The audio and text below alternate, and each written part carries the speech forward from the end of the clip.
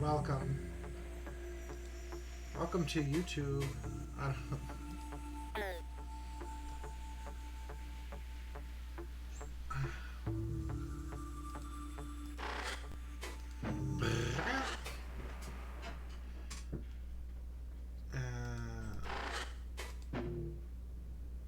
Load iteration. Golem maintenance. Alright. It's Reina. That's not Reina. It's kind of like Reina. Boo boo boo.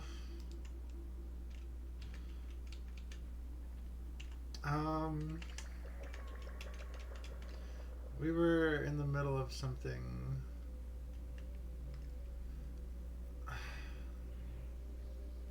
I feel like it didn't save.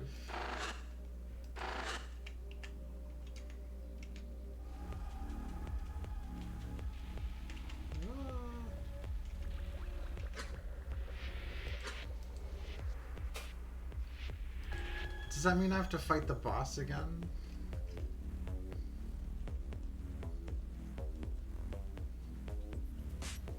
Yeah. Rough.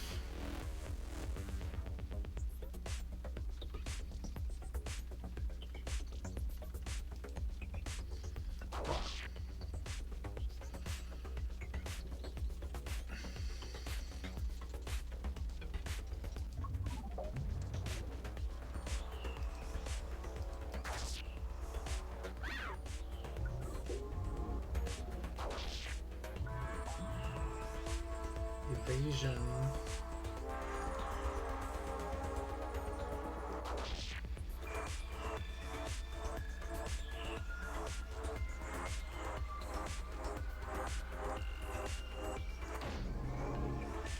Nice.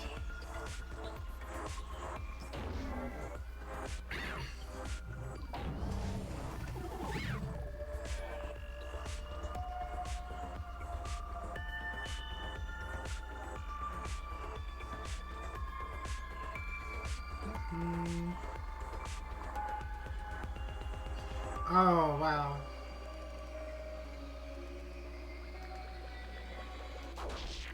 Yeah, I gotta catch up because this is behind where I was.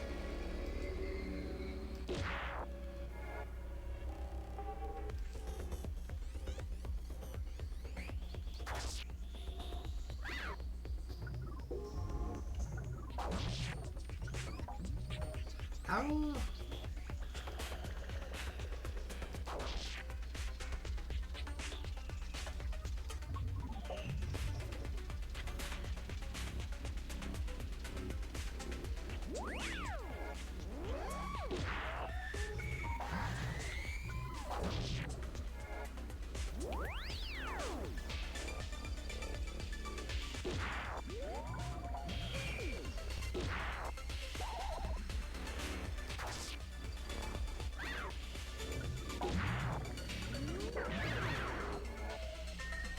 Eep.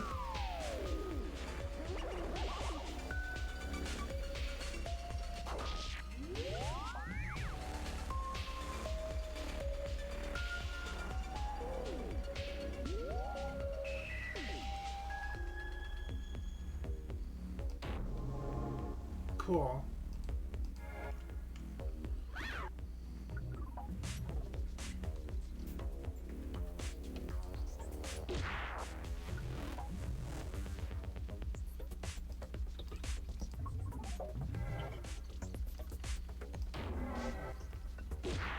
Good shit. Woof. Spur generation. Restorative cyst.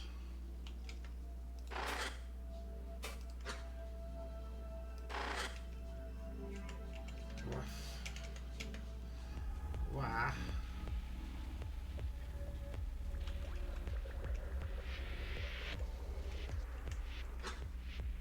There's a buggy on the floor.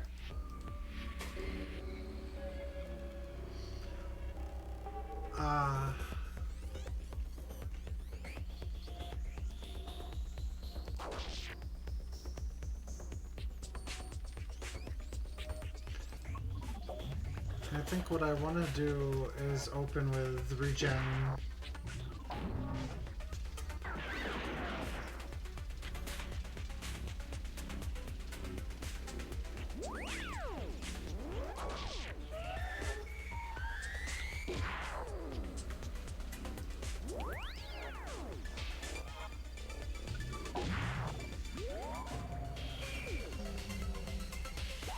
Whoa.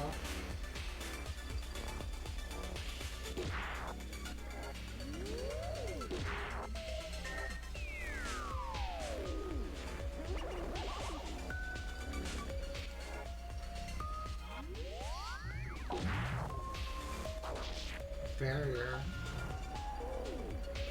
Wow, this is tough.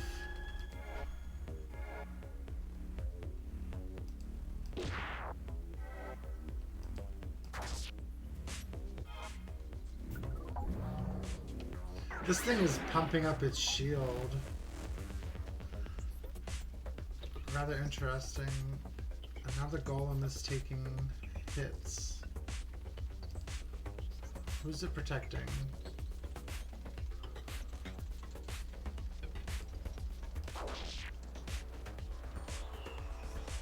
Oh, it is protected. I see.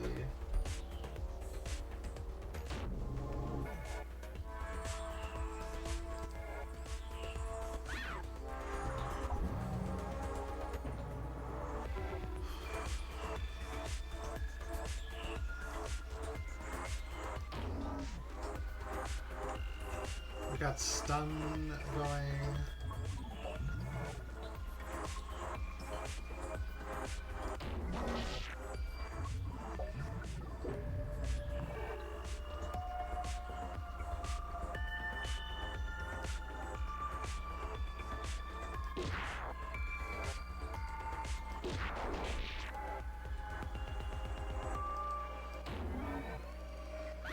Good stuff.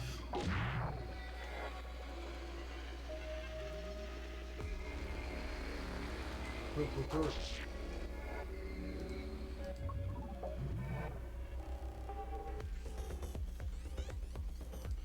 We kinda might as well just keep everybody with regen status up.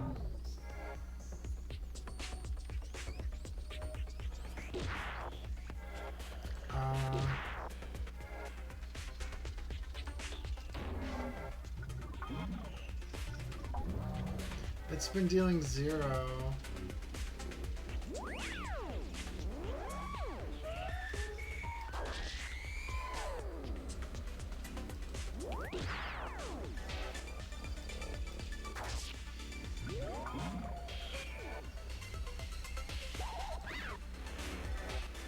Ow.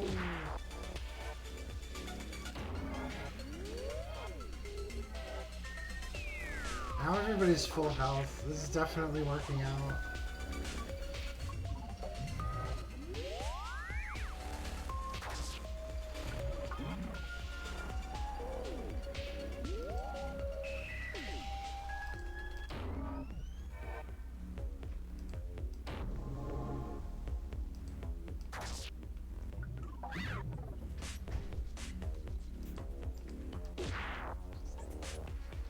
Seven turns of puncture status.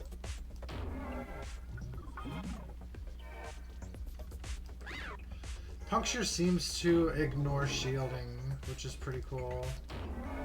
There we go. Woof. Sadic Cyst. Oh right, it puts a barrier up.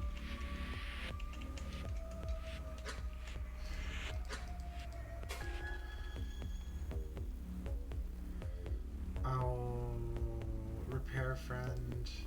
Alright, we're gonna have to take you out first.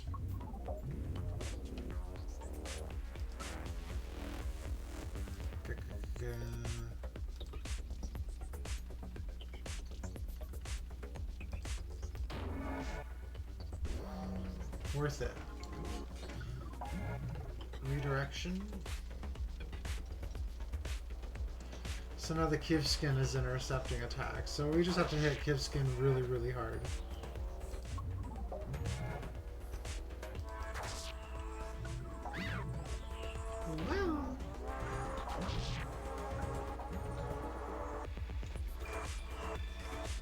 I hope I am louder than the game right now.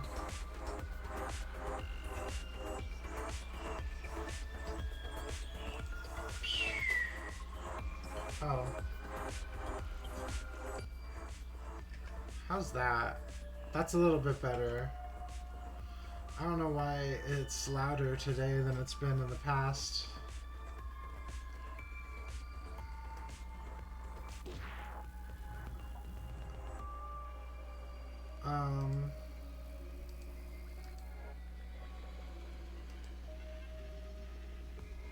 Oh my gosh, you're so punctured right now.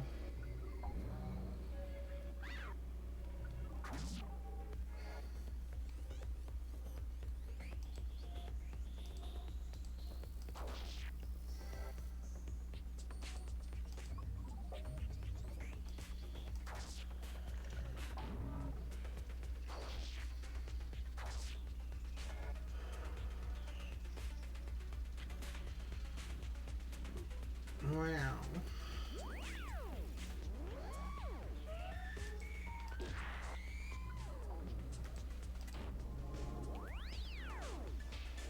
Good hit.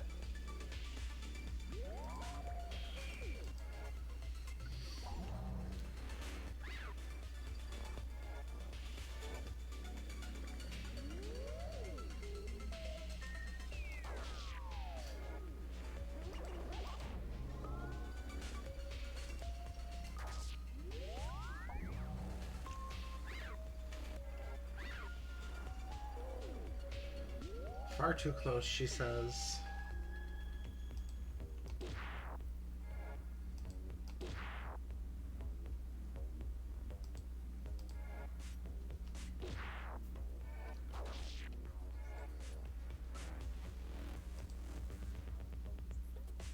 Now we get to take out the healer.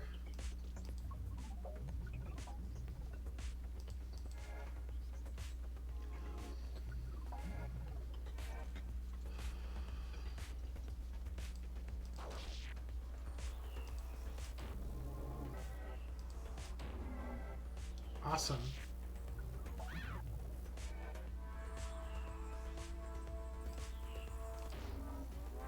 Oh, brilliant.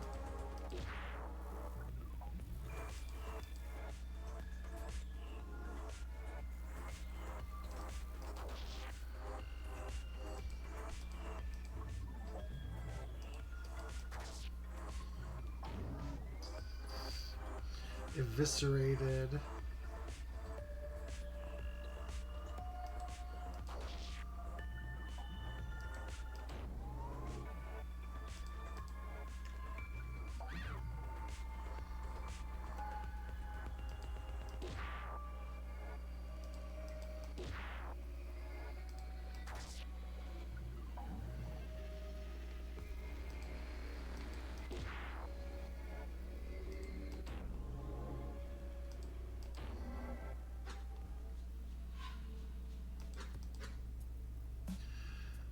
It is clear. I call back to the team to enter, and they file in to assess the room. Tozik approaches the vats, prodding at their sides and testing their connectors. The sphere vats are functional. That is strange. The golems have fallen. The bodies of our kin are risen without clear connection. Yet the vats, the doors, these mindless stationary technical things are intact. Is mobility the common factor? What about move friend? No, that was different. It was the groundsman noticing our interference. Suddenly, Gakvu doubles over in pain. She clutches her head in her claws. Gakvu? What is that? That noise. Do you hear that? Velzi above is screaming into my mind core. Gakvu looks around, then ahead at the room we have yet to explore. I do not hear anything. Gakvu notices our confusion, turning her focus inwards. I must be feeling it through my groundsmanry. It is a dull signal. If I can feel it without a communicator, by simply approaching it, then it is very strong. I just turned my communicator on for an instant. No, I hear it too. It is the same signal as before, but it is like... It is the first part of it, over and over. Do not enable yours, my friends. It hurts. I need not test their assertions. Miltza clutches her face, enduring whatever it is she has exposed herself to. She lowers her claws, a realization forming in her open receptors. No, wait. That is the noise. I heard that earlier, over and over, before you found me. That is what has been disrupting all of our communications, or at least a part of it. Maybe we can destroy it to restore clarity? That is the storage room. It only has a delivery golem for directing sphere. Why would it... No. That is what Jolie was talking about. It uses dual microconnectors to sense fur around the spire instantaneously. Maybe it is using that to broadcast that noise? We should stop it, definitely. Maybe I could even contact my Kivii. Well worth a try. Woof woof woof. But I remember...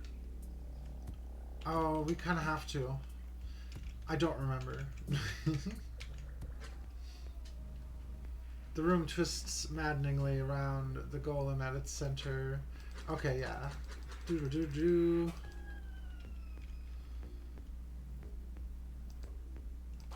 Very tough. I think this thing is... Like... It summons a bunch of shit, right?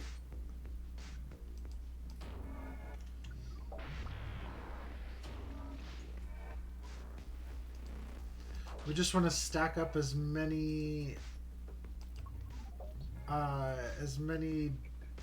detriments as possible.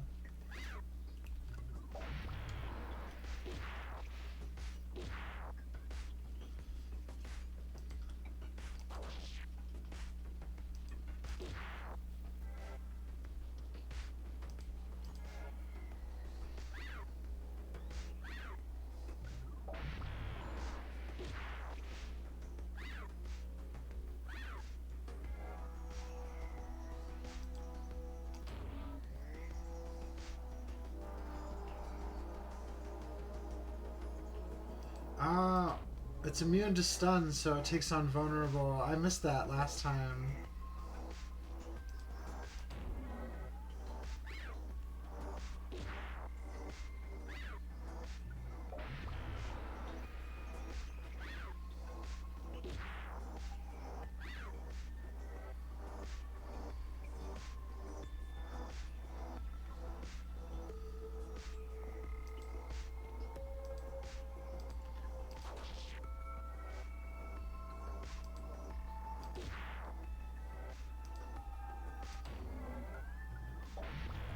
Good stuff.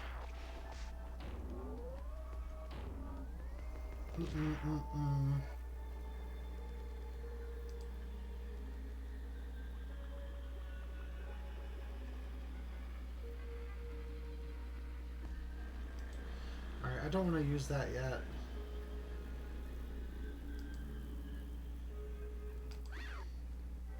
Fucker.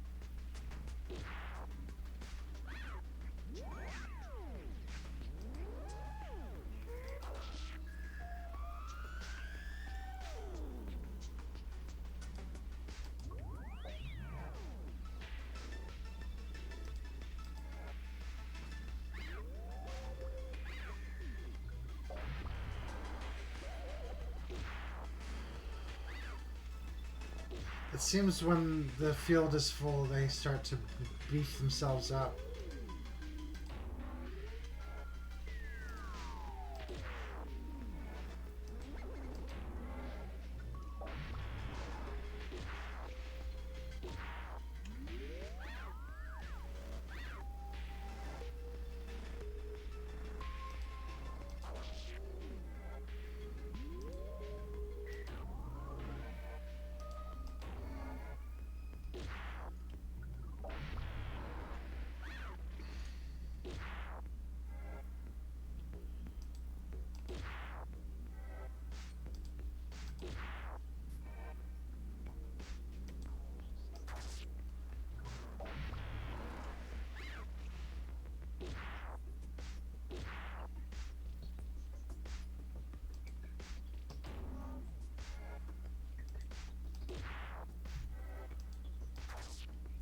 Shit.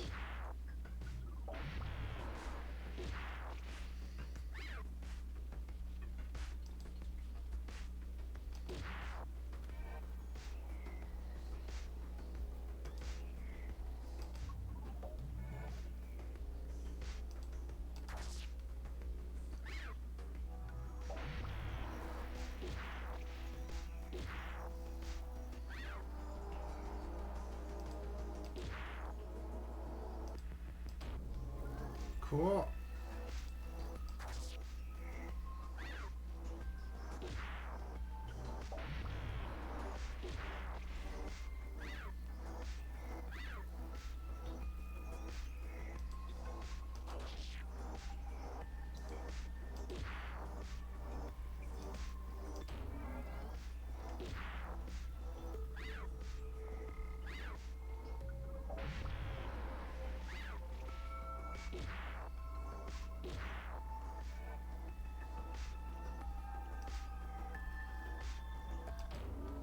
Okay.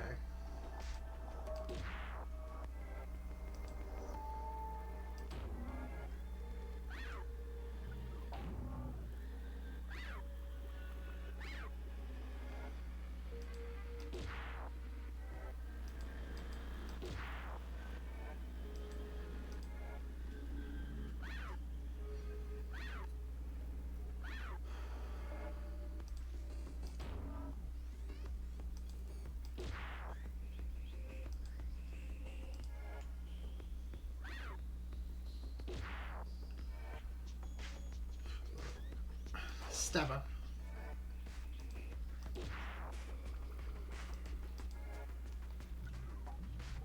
Perfect.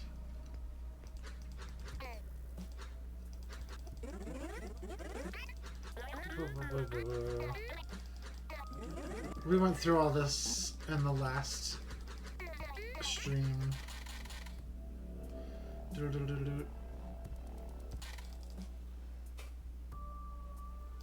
Make a call. Oh, this is... It's... Okay, it saved our responses, but it didn't save our progress. The only one I didn't talk to was Kavik last time. Kavik? Akazet? You got through? It is so clear now. I nearly fall over from the relief. The thought of Kavik dead from this. Akazet, where are you? We can come get you. What? What do you mean? We? How many do you have? You have a way around too? What? Do you? We've been using the archival tunnels. Most are still connected despite the veins collapsing, and Bosco has been taking care of all the golems. With what? We have the only time stopper in the embassy. He is okay, physically. It is impressive how he has dealt with them. Honestly, he is not really doing so well otherwise. It has been brutal, but he is leading us down regardless. There used to be more of us, but now it is just me and Bosco. Down? What? Why? Hold on. Kavik. I have Gokfu, Tozik, and some others. We are in golem maintenance, down from our research segment. We intend to stop the groundsman. Us too. Listen, we will meet you soon. We are nearly down to maintenance ourselves. I will tell Bosco. But I need to go. There are many coming. There are more coming. Be careful. You as well, my friend. If they're fighting, Bosco will be too busy to call. We will simply have to watch for them.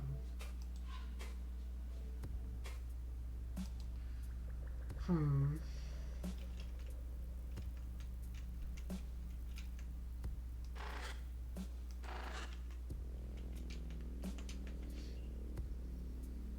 don't think that there's anything else in this room.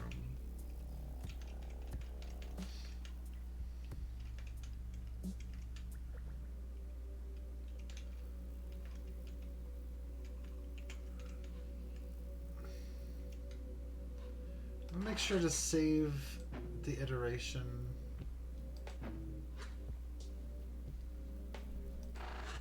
So I think I saved it last time, but it clearly didn't stick. Minor operations, personnel is where we came from. Manufacturing is somewhere we need to be. Oh.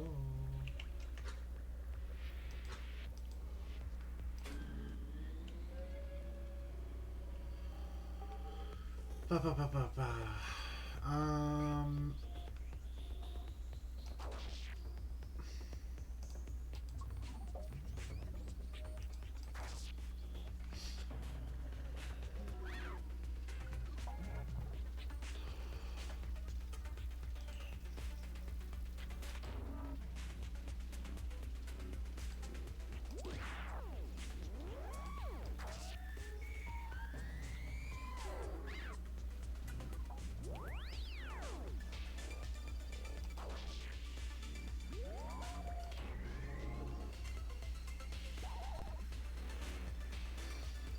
Ba ba ba.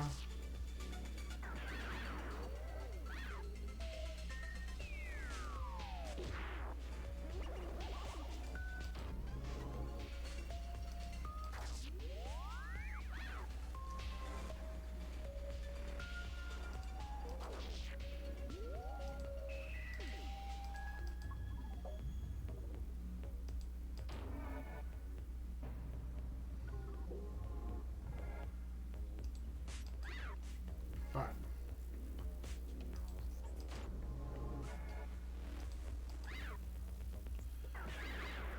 Well, what was that about?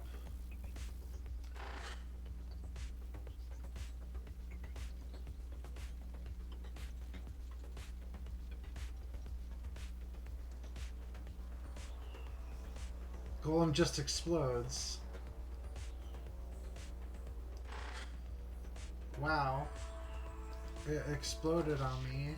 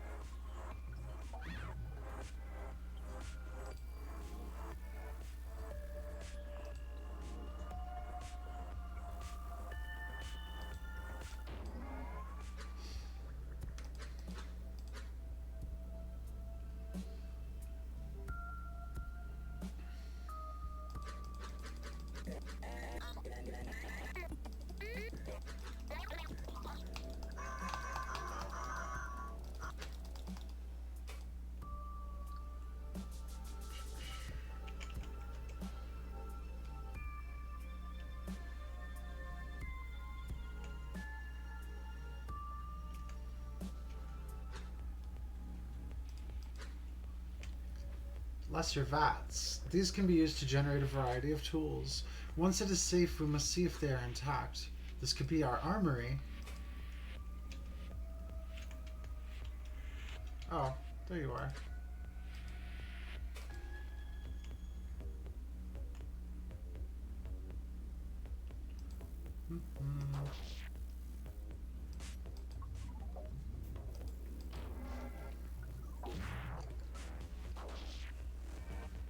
Wow.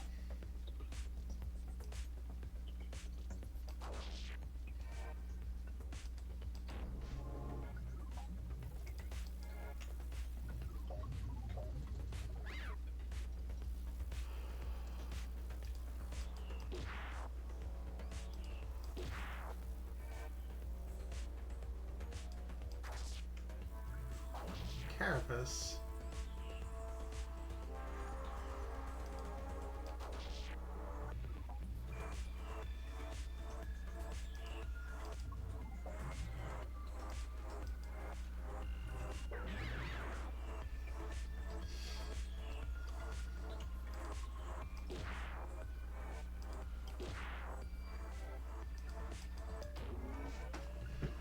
Yay!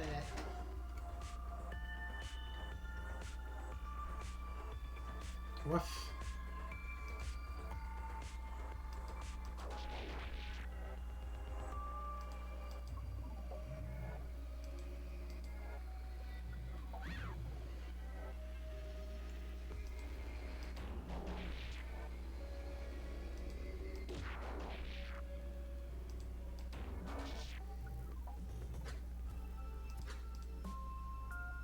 Kavrka.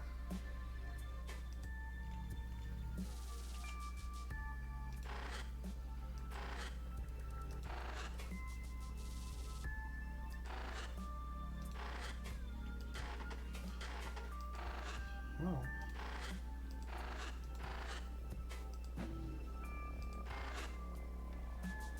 I've only used a foundry vat a few times before, but I recognize that most here are fully functional.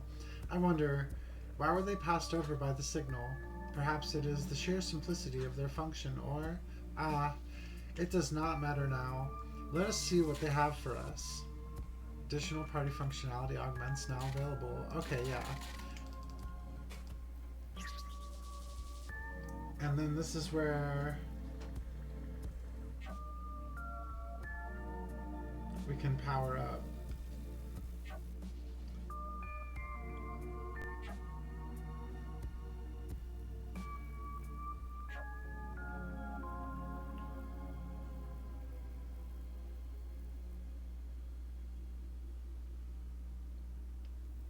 Whoa.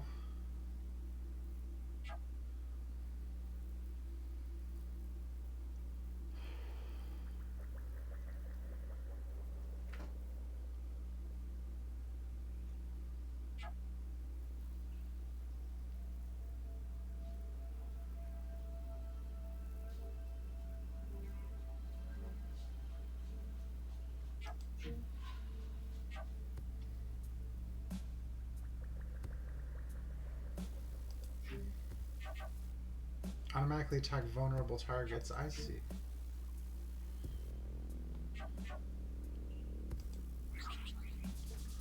There. Now we have the power up that we had before, and we use this to fight the next boss.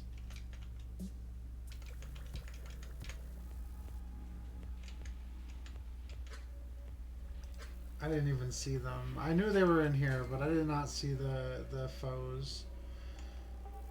Now we have Eviscerate, which...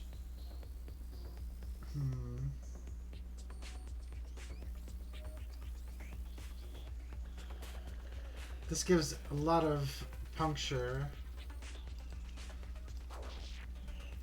which is good.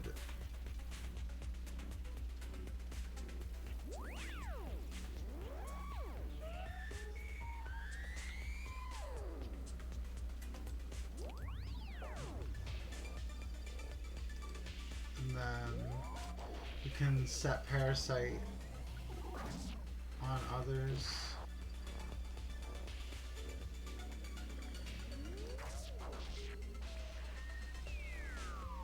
Drone strike at the beginning of your turn. Okay.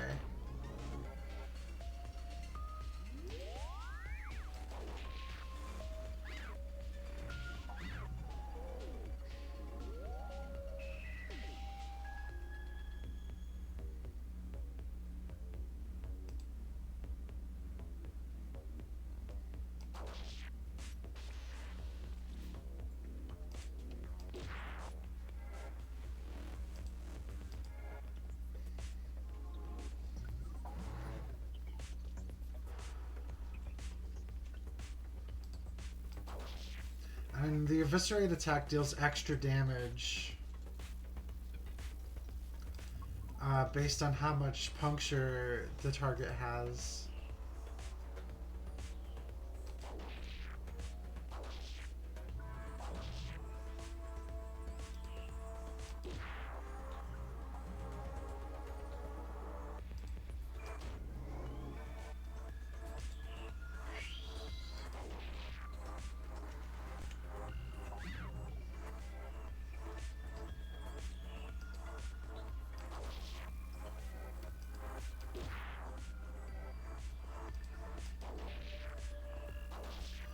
I think what I need to be doing is using Meltza's attack.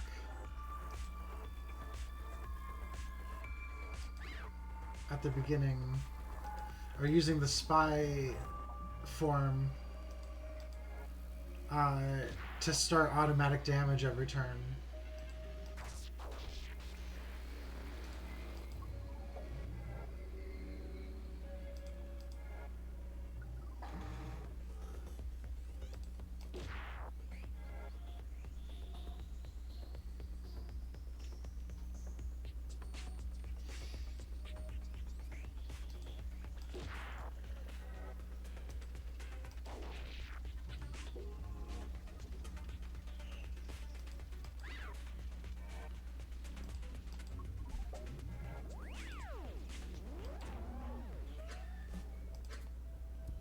Kavrika. I know we need to collect Kavrika.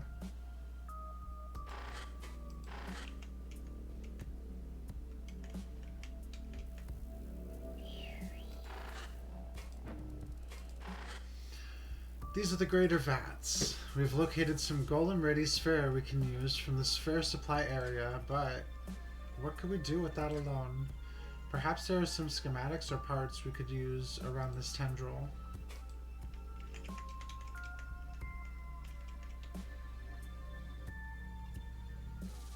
Distribution. Kark waits patiently by the door. In their gaze, I sense a strange calmness. I did not notice before, but they seem unconcerned by the situation. Do they know something I do not, or are they simply that confident?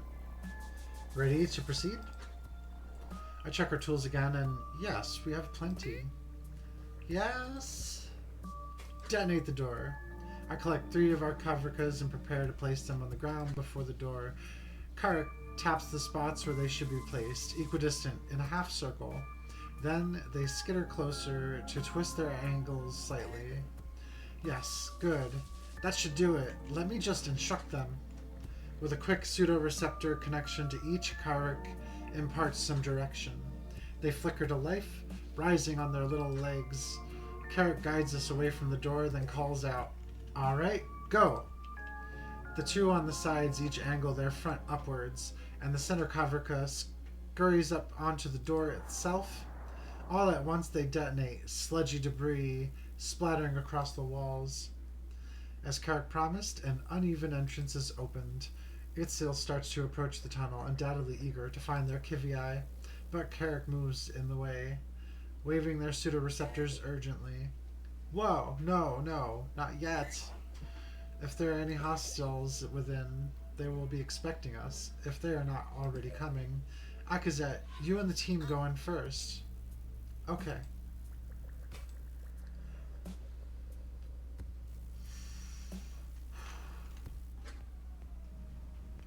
And then we fight this creature.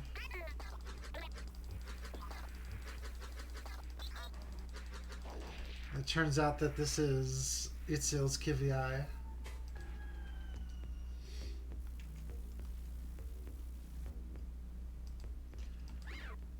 Oh, you piss.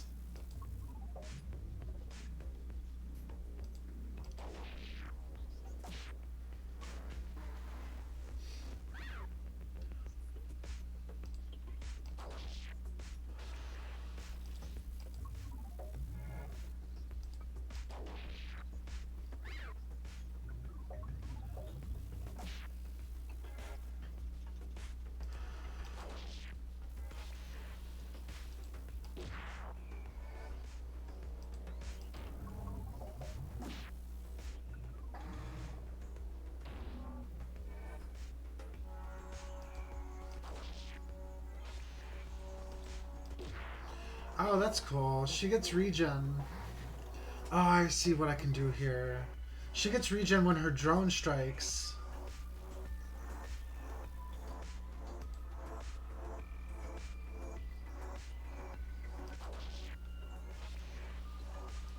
So we should just hit spy on everything.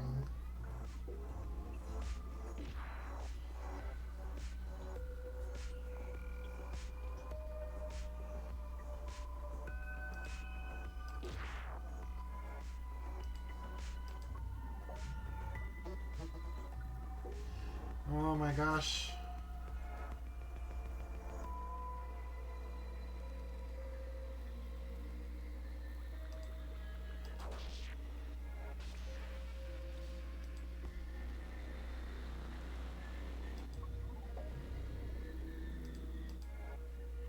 That might not be enough.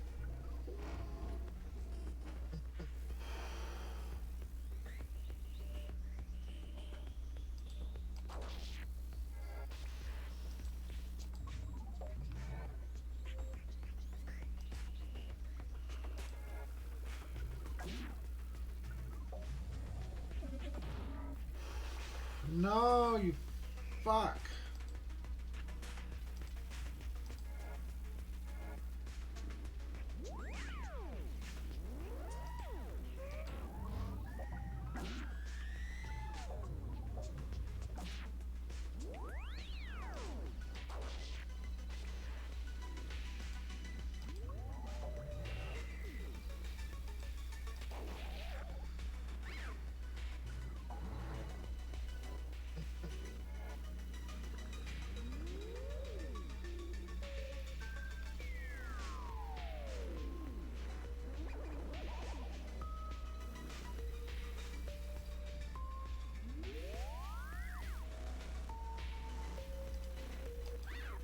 Fuck.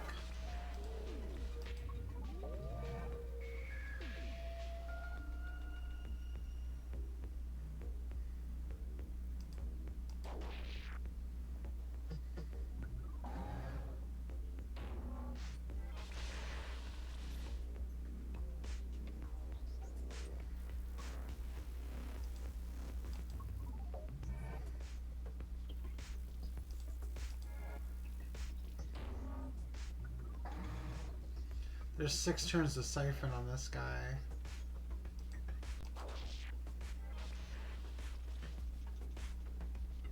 It skipped.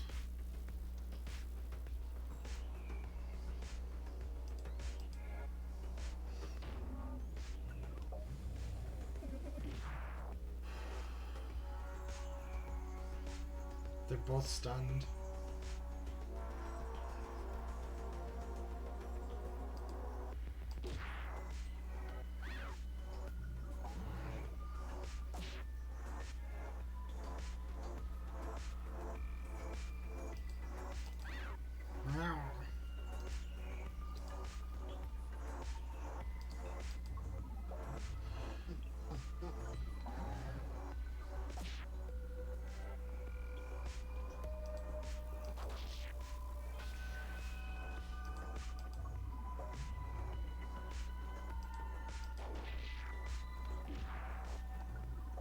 Eee.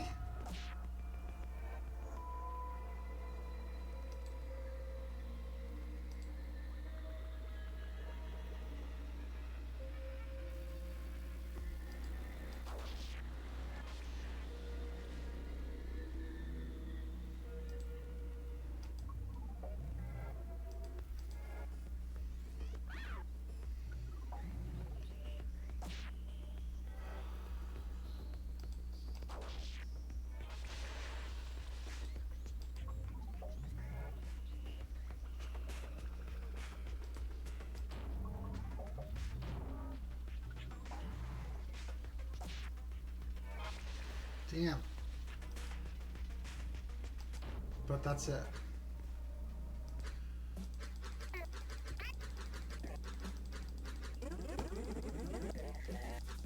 And then after this very long cutscene, we'll be back to where we were before.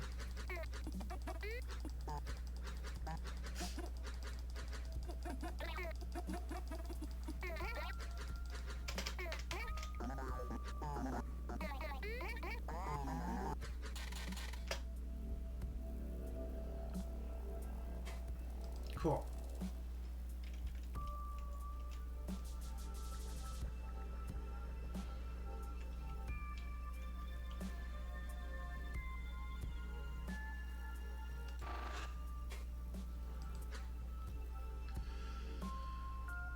An entry to a river of knowledge and materials blocked by archival vein collapse.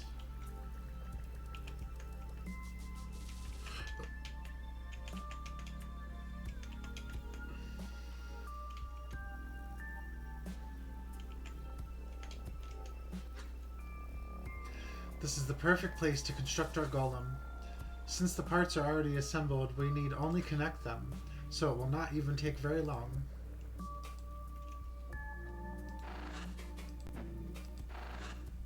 These are the greater vats, the golem for Itzel and Karik. We can create it here. With the sphere we have found and the golem parts nearby, now is a good time. Even if Itzel does not awaken, they can be held within the body safely. Let's begin. I take some time to gather everyone in the greater vats. We will need to coordinate to make this happen. Alright, everyone. It is time to construct a golem for our disembodied friends.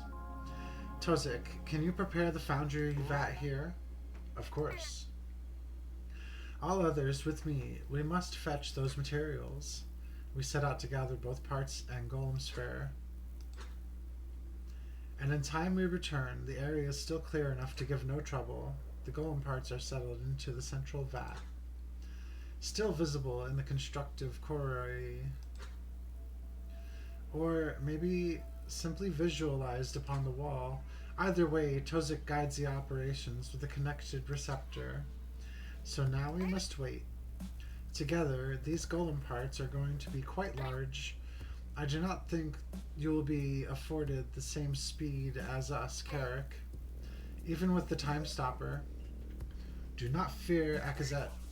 I have piloted large skin golems before. I'm sure this will be no different, even if I will have a passenger. Our eyes collectively converge on Itzil. They still remain dormant. I hope they will come out again soon. Perhaps being contained in a golem will bring their spirits up, even if enough to help me fight. They have not surfaced even once? No, not yet. I have tried everything I know, short of connecting to them directly. But such a foolish maneuver would only cause harm, especially done unexpectedly. Still, short of a connection, I fear Itzel may be undergoing ego spiraling. I saw this happen in my larval work once, though it is markedly more obvious in larval victims. But do not worry. Yes, we have been working out a plan for when we leave. Even if they, self-modify, there are certain processes that can be undergone. Too many simply choose to forget they ever... It is ready. Our collective empathy for Itziel is pushed aside, a new tool of vengeance emerging from the vat walls. Whoa. One great golem, larger than Bosco, wielding dull pulse equipment. Even Velsi will be delighted to see us triumph with it. Tuzik gives one last impulse to have the golem's chassis briefly softened, allowing the placement of mine cores within. Alright. Just like we planned, Miltza placed them in the lower center? Of course. Carrick scurries up the golem's skin, then dives beneath. Near instantly, its luminescent components flare with life, limbs twitching. While Carrick maps their senses to the golem, Miltza lifts Itzil's idle mind core, depositing them through the golem's opaque torso. In the slight clutch of her receptors is a certain apprehension. Perhaps she thinks she could have done more, but we cannot harm ourselves to save Itzil when we may be all that could stop the attack. Carrick's voice suddenly booms from the golem as its faceplate gains their eyes. I am rebodied. And what a body. Even a pair of receptors sprouted, a combination of both Carrick and Itzil's. Everything is working? I had some concerns that the vat may have been affected by the signal, but it seems to be fine, perhaps too sparsely organized to be seized. Carrick lifts one of their new gauntlets experimentally, the fist liquefying and forming into an open claw with the glow of the dull. A dull flaring device, similar to the ones they used to split dead Velk back home. Yes. Truly inspiring tools. Our foes will be dust. Just be careful with that. If you cut a room in half... Additional party member IK Golem, now available.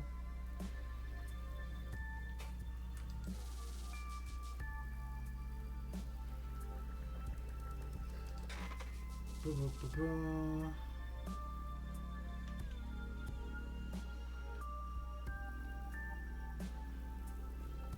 With 20 HP...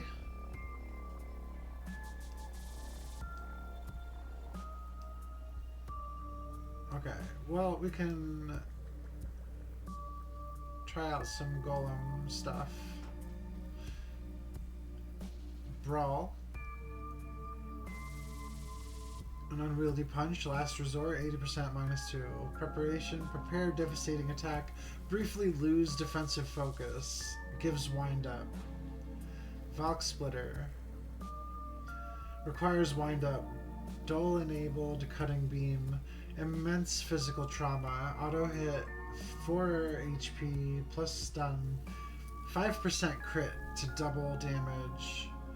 Dull Flare requires wind up, wide directional release of rapidly decaying dull light, deconstructs foes, auto hit, 3 HP, 10% crit doubled. Extra preparation. Requires wind up. Hold prepared attack. Look for opportunity. Adds wind up. Plus 1 turn. Evasion plus 1 turn. Focused, vulnerable, weakened. This guy.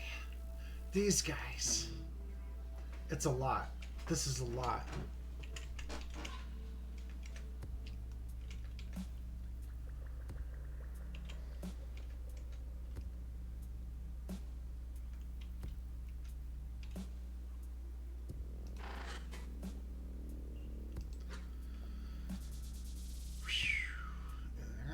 Instruction workplace. Visual display utilizing luminescent Corru swarms favored by multitasking Yut.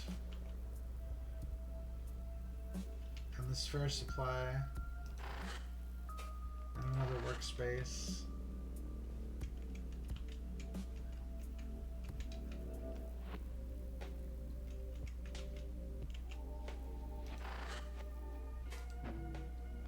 Save.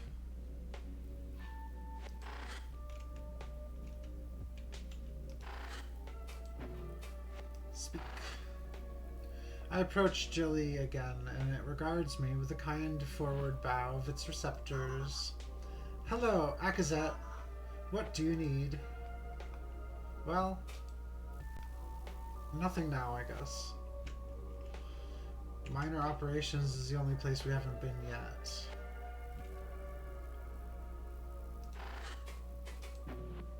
Chat. Within this great golem is held both Carrick and Itzil. Though I suspect Itzil is still dormant within. As I approach, they stare down at me, going so far as to lower the height they hover at. Ah, my savior.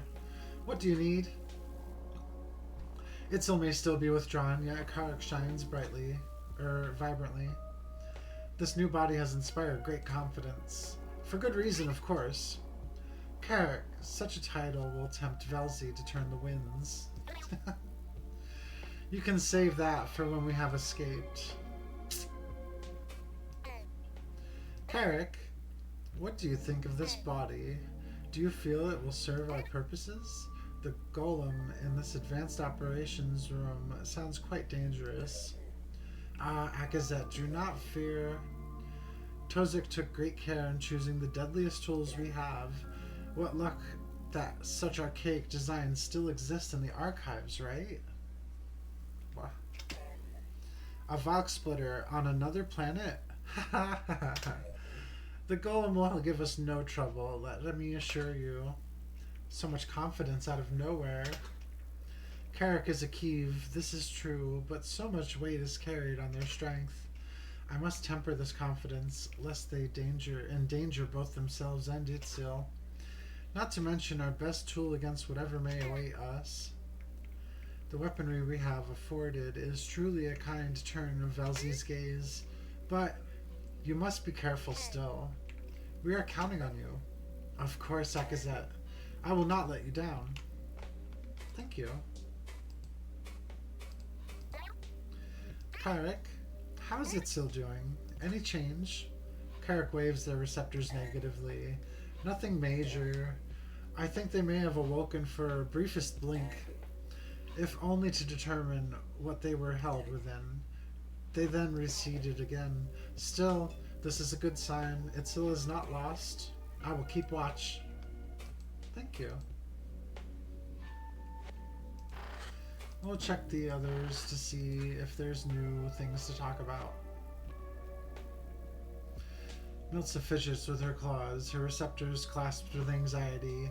When she notices my approach, she ceases standing at attention with her receptors open. Akazet, hello. Miltza, about the separative trauma situation, I have never seen it myself, so what do you think is going to happen with Itzil? It is a dance upon Valk, Akazet.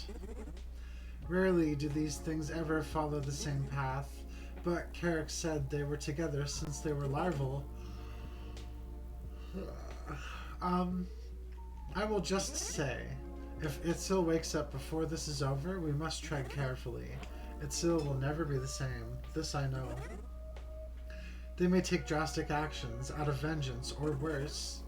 Velzy's eye hangs over us in this time, closer than the Valk.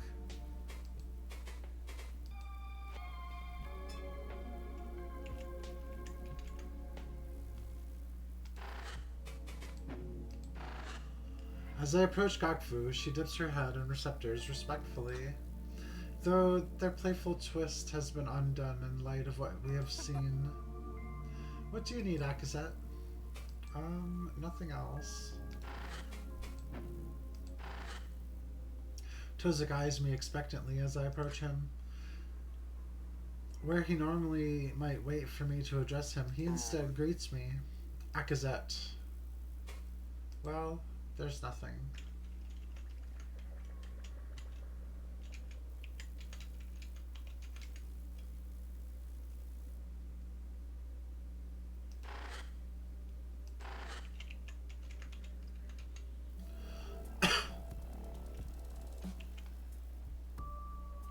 Dull analysis. I'm expecting creatures in here, but it's a very small space.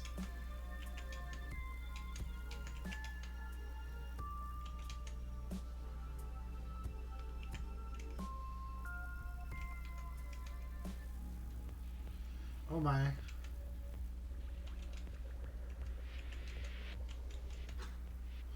We're beset.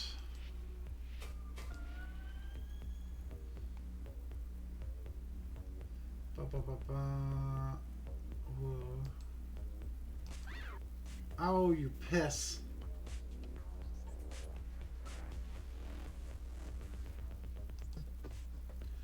Winding up. And then we definitely want to set spies out.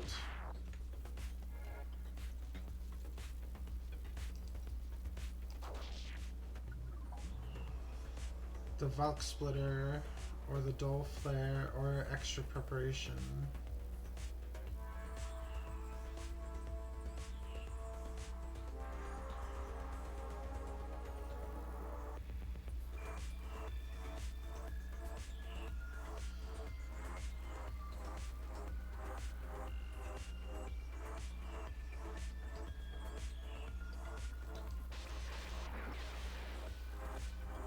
Oh, it hit extra.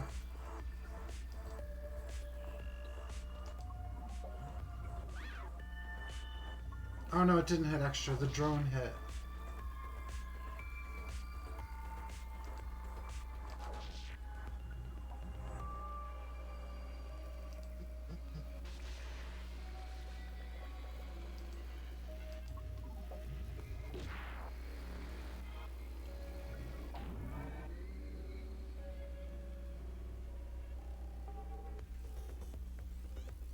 Oh, they got healed. Fuck.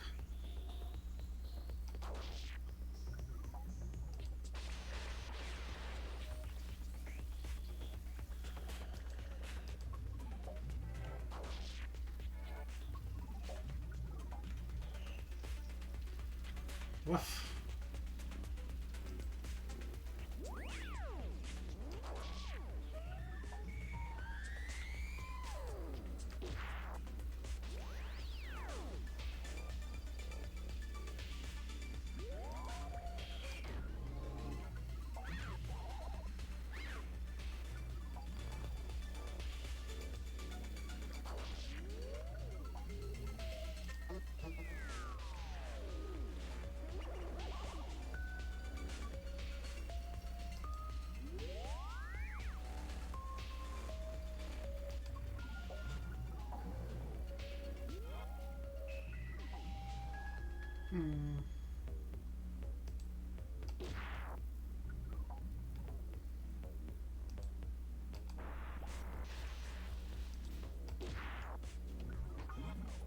Fuck.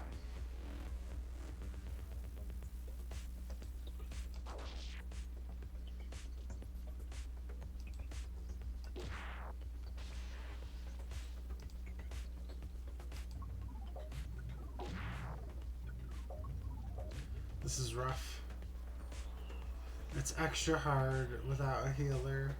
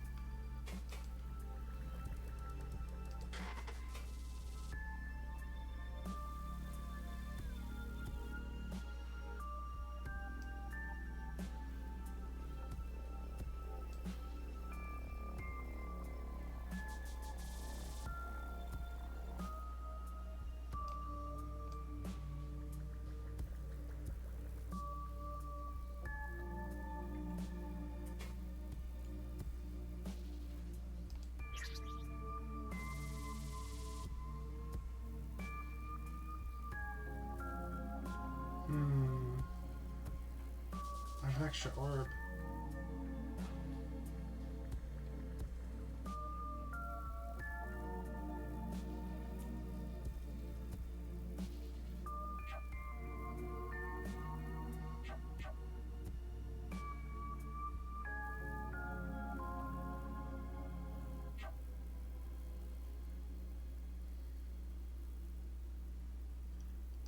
This could actually be really good. And we'll have to rely on the parasite attack.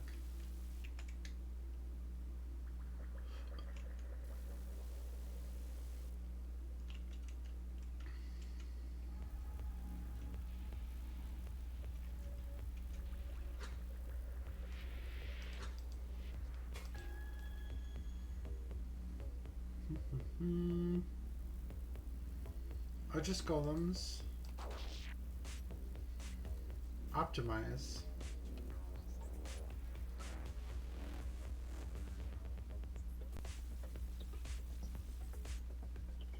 That's not what it told me it would do.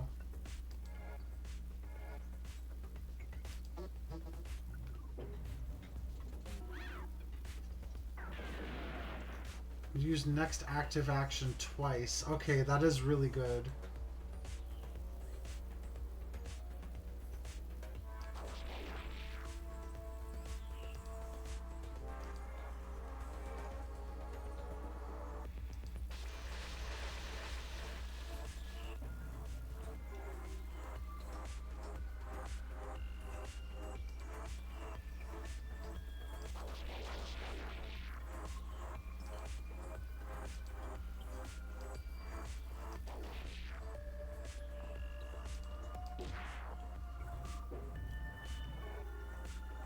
Did not heal?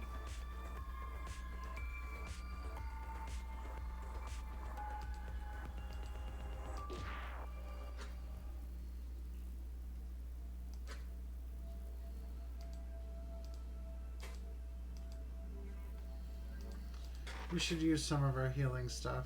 Oh, we don't have a lot.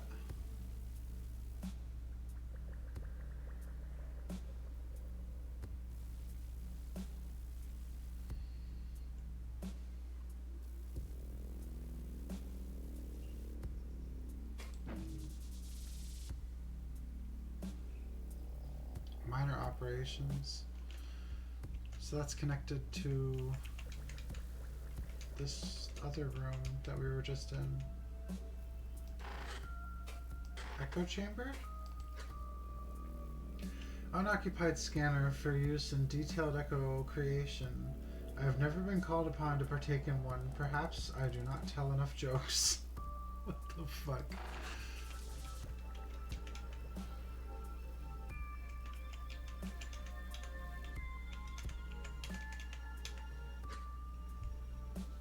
As we step into the main hall once again, the ground trembles, a rumble from above. Is it another vein collapse? We back up, ready to escape into the room behind us. No. No, it was too quick, too quiet, like the directed detonation of a Kavrika. Another! The ceiling gives way, letting forth the blood of the spire. At first it is one hole, then it keeps going as parts of an archival vein collapse through the ceiling. An archival golem lands in the sludge, still alive, but is crushed by debris before it can engage us. Then, it is quiet. The operations hall lit by the dazzling archival lights. This was another directed destruction. Who? We are good. Kavik. He drops down from above, landing atop the sludgy debris with a splat. Kavik, you're alive. Ugh. At the first sound, he turns to us with aggression, but it fades instantly. What is that? He nearly threw at us. It has such a thin shell. Oh, he is carrying a number of improvised explosives. Akazet. Is everyone all right? We could not find you above. We thought the worst. I almost run to embrace him for perhaps the first time in our deaths. With the bright lights from above forcing our eyes to adjust. It is too late for me to notice what has risen in the darkness behind him. The same archival golem, its hardy fists glimmering as they reach out. Kavik, behind! I activate the time stopper by reflex, as I have so many times now, but I do not think any of us can reach him in time. He is there, frozen, staring at me, as a sharpened golem limb sails for his chest. What do we do? Akazet!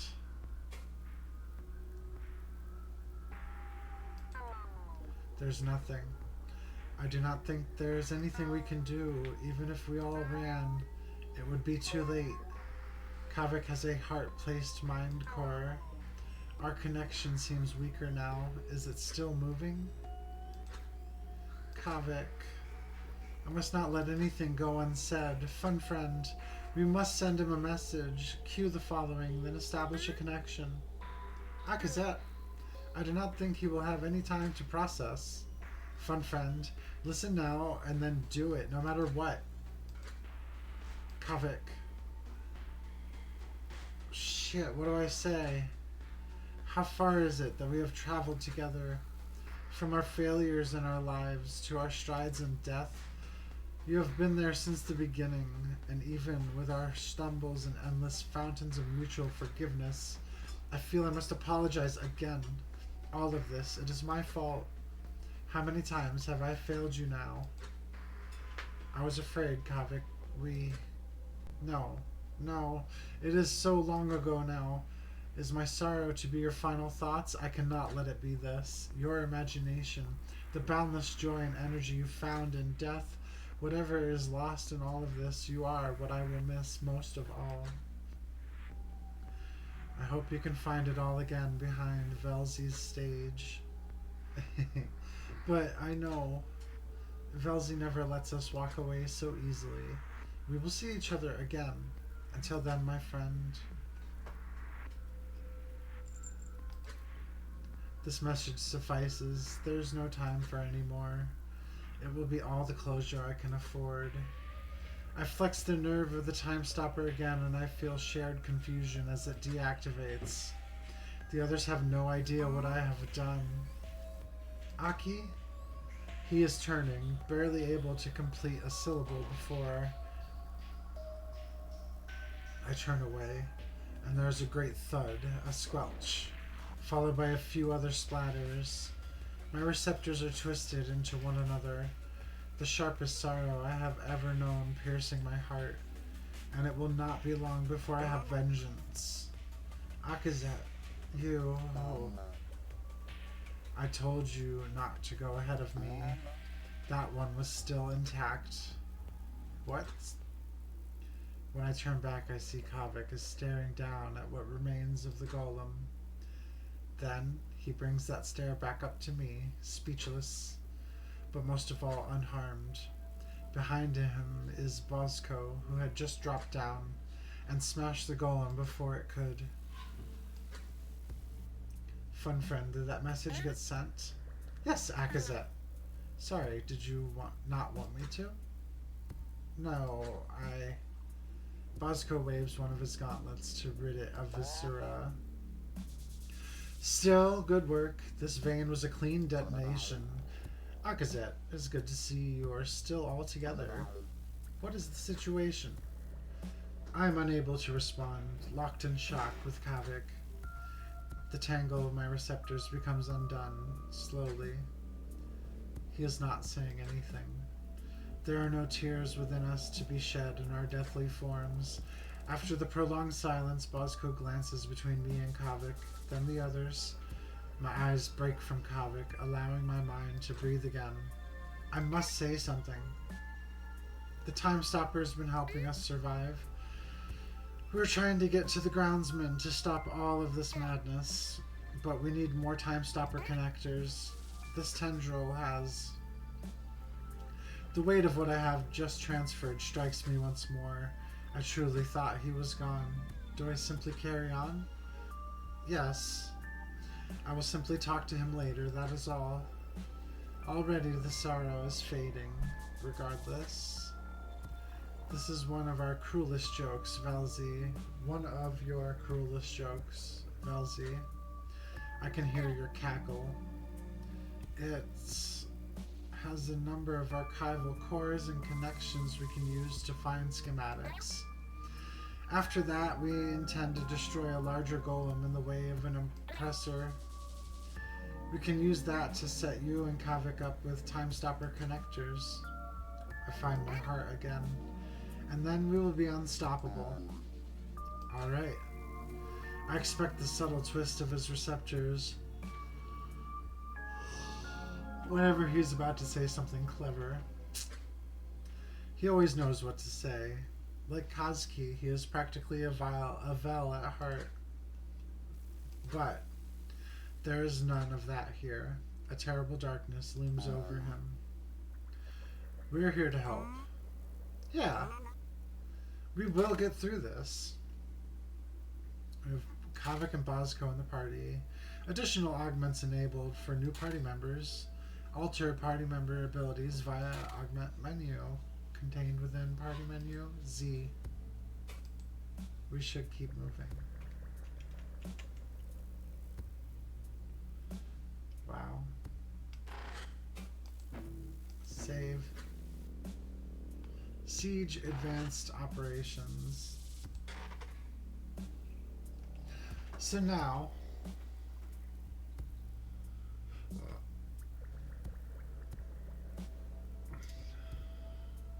disable guard. Bosco can take damage for others.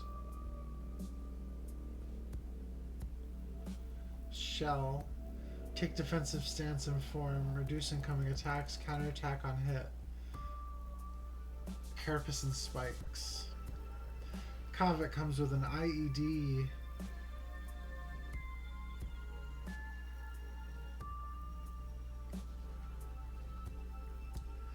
Apply ablative protection for cover. Can also give allies +2 BP.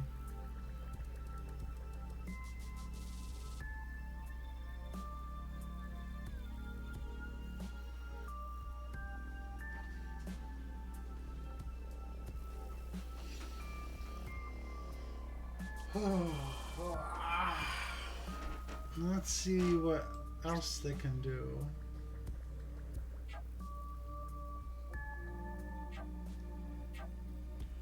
Explosive VAT.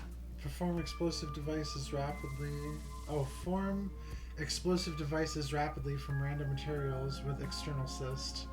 Likely to cause shrapnel wounds.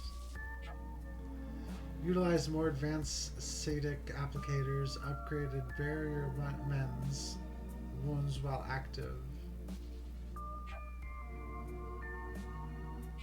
This could be good.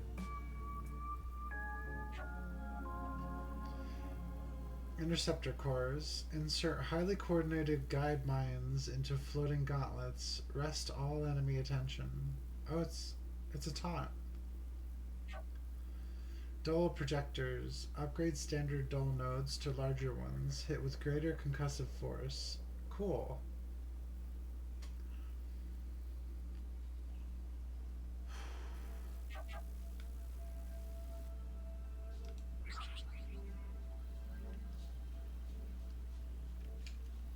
For now, I'll keep the team as it is. Well,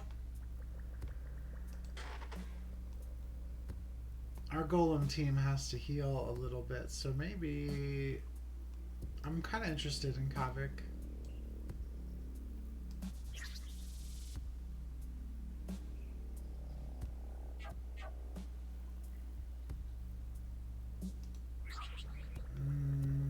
Not the right button.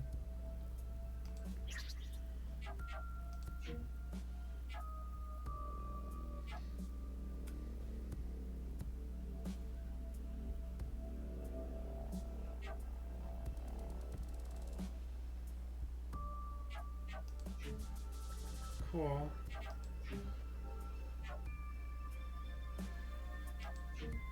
This kind of lights up some of the time. It's weird.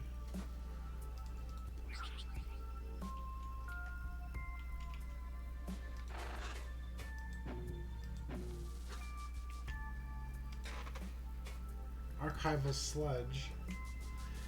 Vibrant and malleable flesh of the archive system, fallen from connector veins overtop this tendril.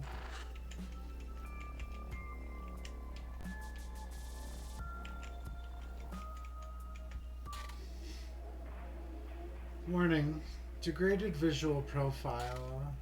Analysis, missing resources causing low cohesion. Within this final chamber are countless bright relics. There are electric boxes most active in displaying intercepted images. The noises they emanate are near deafening. But most depressing of all is the great processing core across from us. It is, in its own echo of a mind, not yet perceiving us as it should. Its many floating secondary observational cores normally would be focused upon the boxes, I think. But now they simply spin and pulse, nothing of any meaning. From the core itself comes an incomprehensible babble. That's how I interpret that. I don't know. My brain just did that on its own.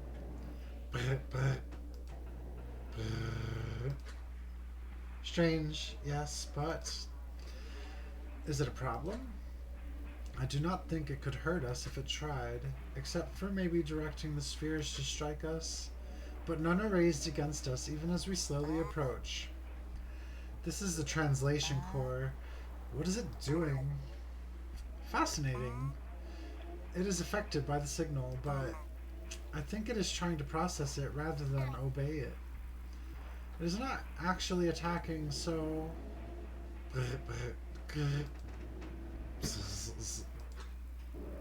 Suddenly, pain. One of the words it just spoke pierced my mind, and again the signal's message is made clear. Hunger, loss, return. The others feel it too in one united pain reaction. I instruct my co-body to cease audible reception, but I can still hear it. The chorecystic components that are supposed to not be listening, they are still picking it up, becoming incoherent simply by exposure. What do we do? Destroy it. No, run. Wait. But it is turning the signal itself into something audible. Whatever it is learning, it is too dangerous. Notice? Optional memory segment.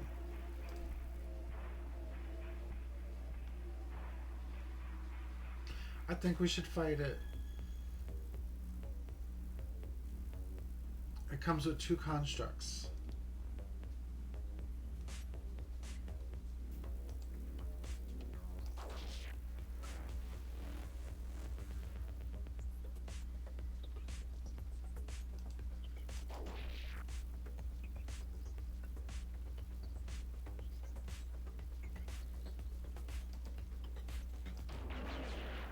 Oh.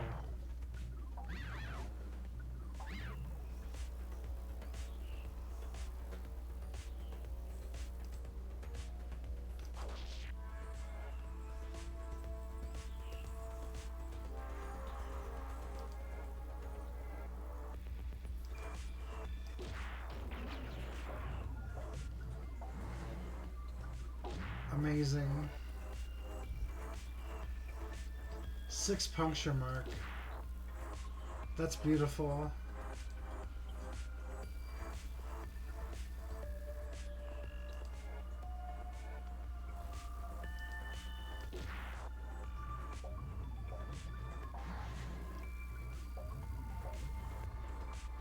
Carapace. Using Eviscerate. Well, we have a high puncture rate on this one.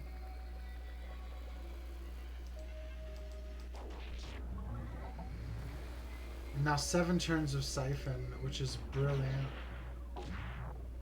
This is a good combination. Oh. This thing. I do not like it.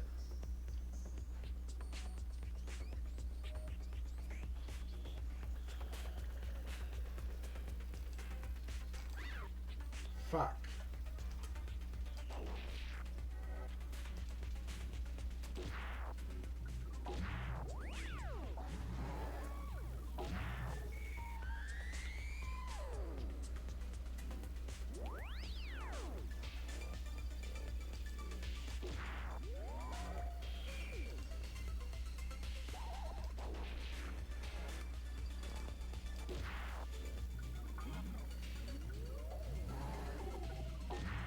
Wah.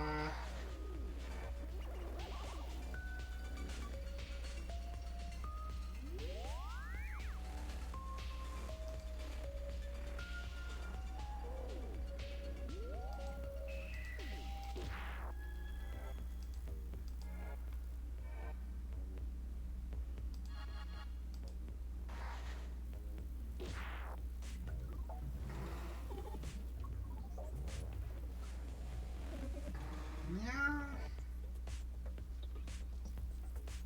At least she keeps the surge. Fuck, they're everywhere.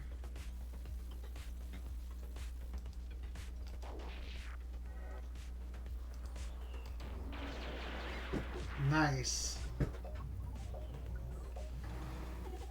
Hmm.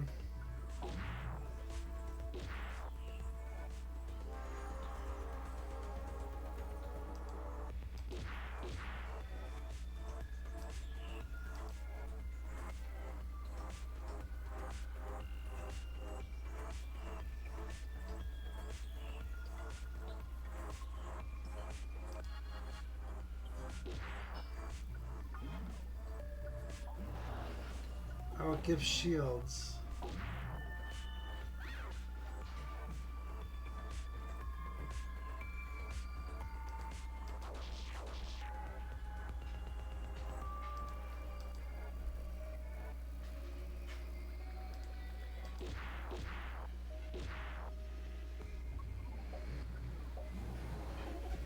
Ow!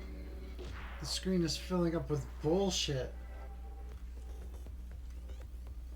Well, we have 6 punctures, so this should deal a lot of damage.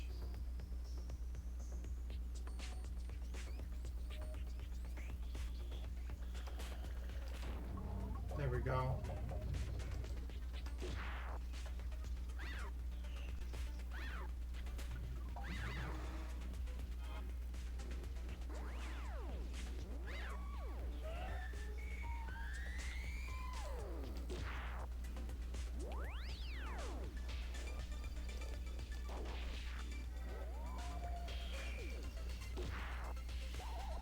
Zero.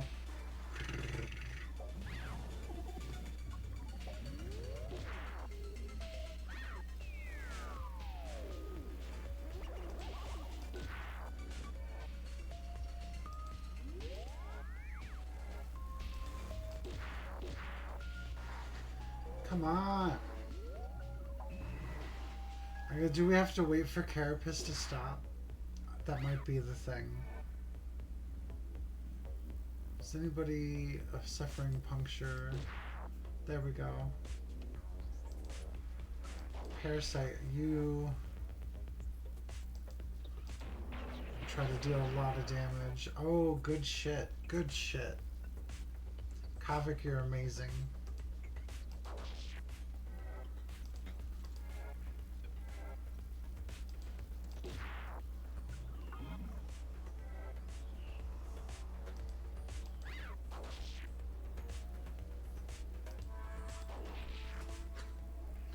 What a fight. Well, with its outer shell damaged enough, a well-placed strike is all it takes to destroy its echo. Unless its purpose is lost, its components clattering to the false stone below. It still hurts when I think about what it said, but it is not so bad as a memory instead. Fun friend, can you compartmentalize it for me? This is a self-modification I can abide. I did not know simple, audible arrangements could cause incoherence. You got it, Akazet. All done. Although, I do not know how long we can actually store it. It is already eating away at the... Then delete it before it is upon us again. Everyone, destroy what you just heard. It makes the pain stop. They look at me strangely, like a self-modifier made clear. I do not care. These words were not meant to be heard. I call back down the hall for everyone to come, and so they do. Gakfu is drawn to the corpse of the translator. Careful. Yeah, I know. But look, Gokfu fishes out one of the memory cysts it had been storing its findings upon. It comes nowhere near either of her receptors, though. We could use this as a weapon. Think about it. If it causes pain in us, maybe it can cause pain in our foes. We just need a projector. Gokfu, you risk exposing yourself to it. Even with direct projection, it is reckless. We should destroy it. Imagine if it reached the collective. As fire burns, does it not remove itself? This is true. I've been tracking the effects of the signal with a backup communicator since this started. My main one is internal and still works, but I had this separate one because, it does not matter. But the external one was damaged by the signal. It no longer functioned, but I held it anyway to see if I could repair it later. Eventually, it started to emanate the oddest noise, something like the signal itself.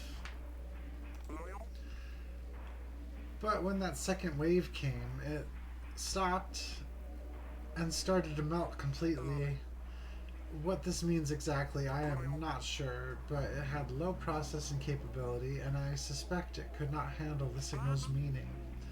Gokfu, if you wielded the signal, amplified and directed, I imagine it could destroy these golems like nothing else.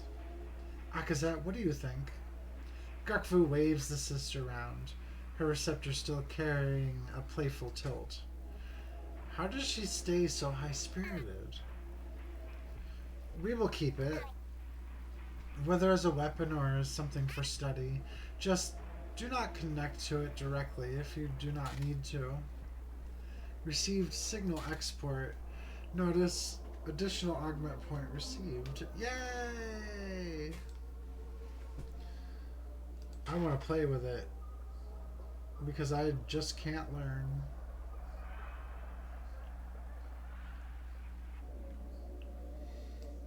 Gokfu tends to be a little loose about it, so...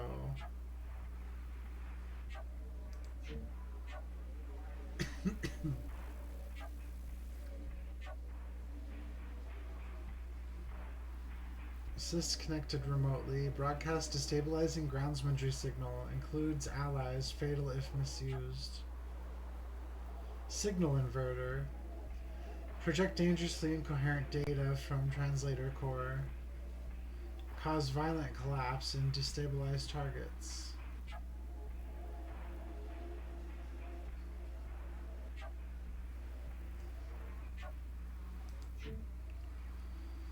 So who can destabilize?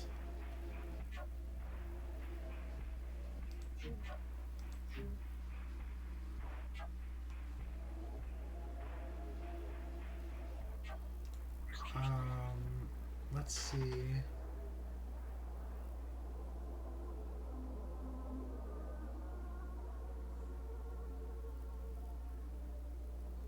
Was it Gokfu? Countercall. It does cause destabilize. And also, she has a destabilized attack.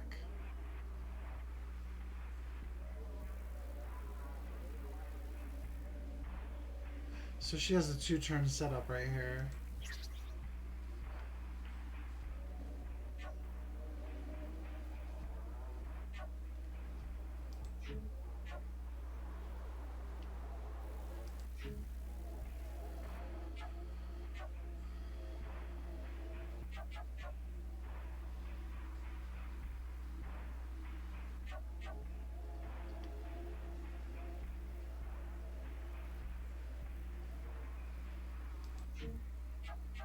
We could try Gokfu.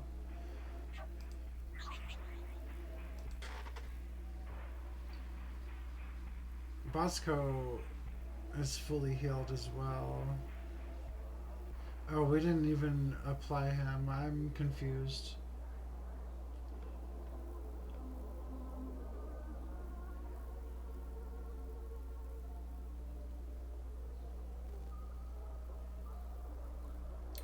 Destabilize thought space. Affects all thought forms with incoherence.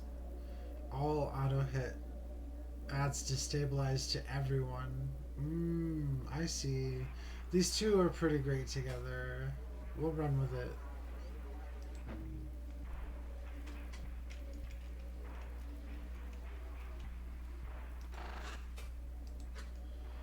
Lightning terminals. Innumerable lightning bright constructs. Rapid concurrent exposure to translation core assists in deciphering bright languages. Incoherence detected.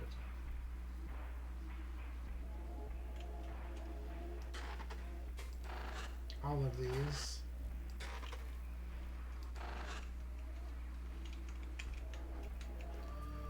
It was worth it. Save.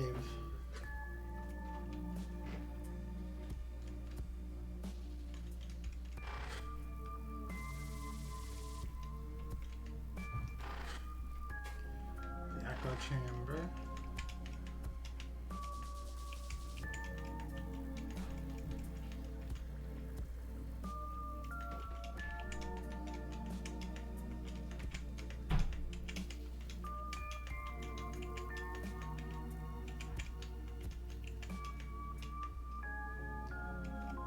Huh.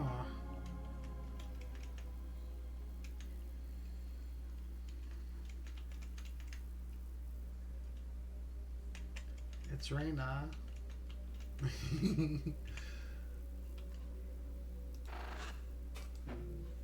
Chat with Buzzco. Buzzco hovers with all the flat expression of a golem. Something is so wrong. He is not himself. I've never seen self-alteration myself before, but this feels like it. He notices my staring and stares back.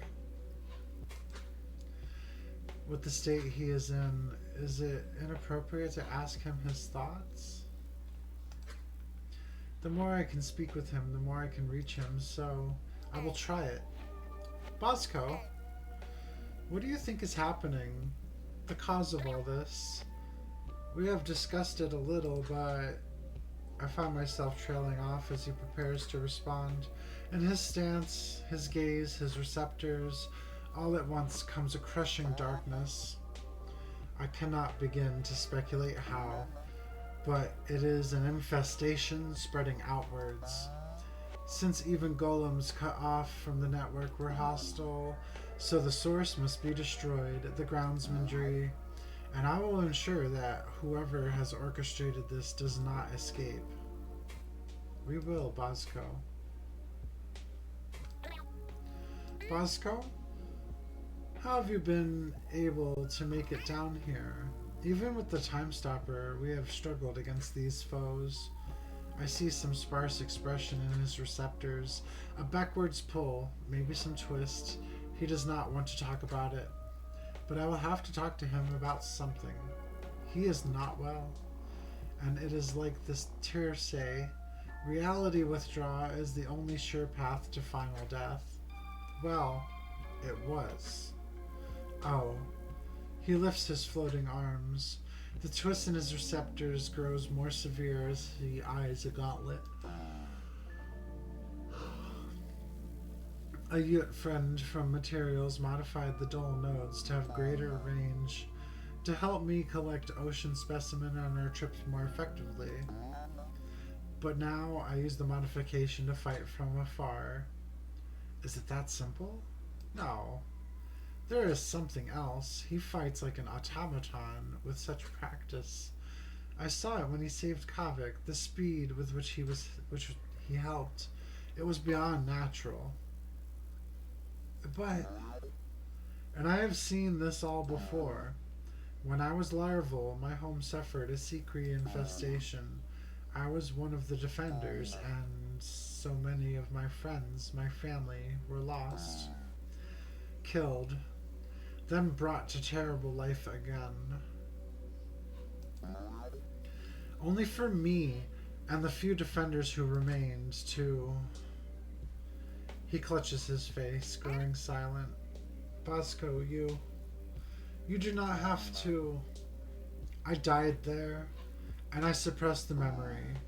I always knew it was there, and now I have to use it again. I had never fought like it before, and never did again. But it is now all that has kept Kavik and I intact. Akazet. It is like I've been overlapping. These caves, these people, it feels like I am a larval.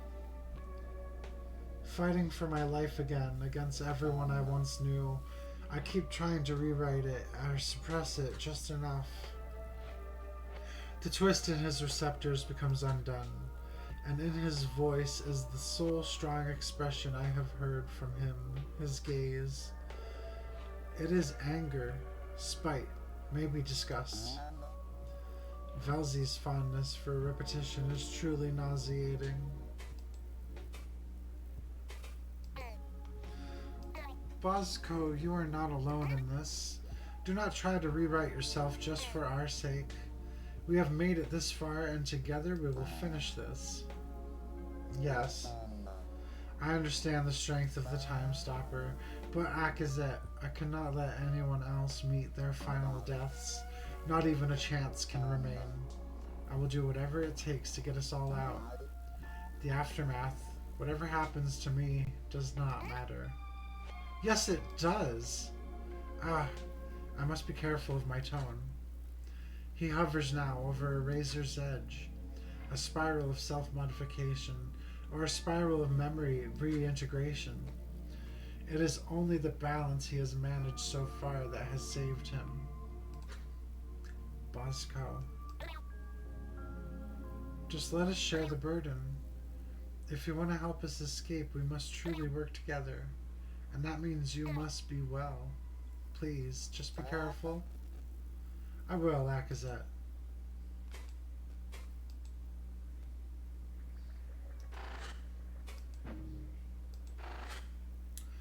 Kavik anxiously observes the ceiling and walls, perhaps trying to detect possible alternate paths. He made his way here by detonating new paths, after all. Still, his attention quickly shifts to me, and he stands straight. Akazet? This will surely brighten his mood. Kavik, do you have any ideas on what might be happening? We have discussed it ourselves, but still nothing solid.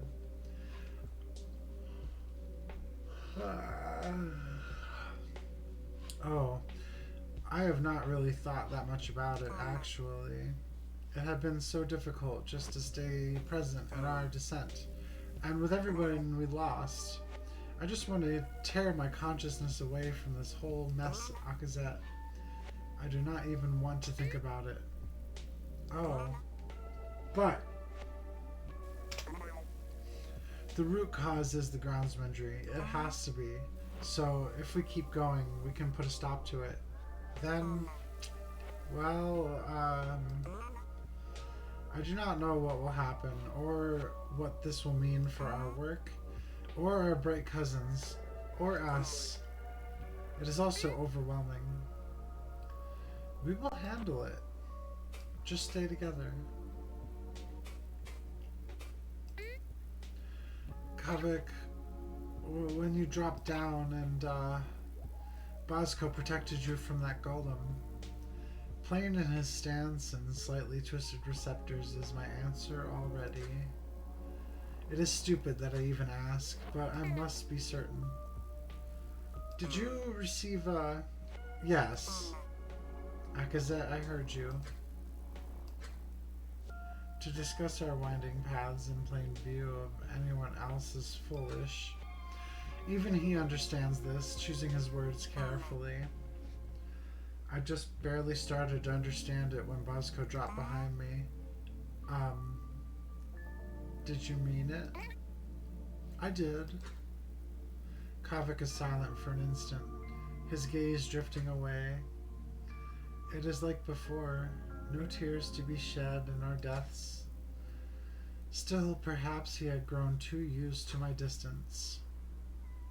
I am truly unbefitting of these Vel receptors. Thank you, Akazet. This is not your fault. We will get out of here. Kavik, I look Kavik over, scanning his Jexi for anything new. Aside from some wounds and a handful of small repair devices, he carries little. How have you been defending yourself in Bosco for so long? These creatures are deadly to us, even with the time stopper. Ah, you see, I have been forming explosives. A simple collection of golem parts fished out from their remains, re-instructed in just the right way, and they become little shrapnel bombs. He pats a bulbous pouch in his Jexi near his other devices. Where did you learn that? Oh, it just made sense. Dull nodes and cheap golems are notoriously unstable if prodded in the right way. Metaconnective Corru.Observer attaches to another node via dull bone paradigm. Oh, these are like the spikes that grow out of the golem's fleshes. And the archival golems each have 6, I think. So I have a lot of them. I chuckle a little. Perhaps for the first time since this all began. It just made sense. Very creative, Kavik. Keep them handy.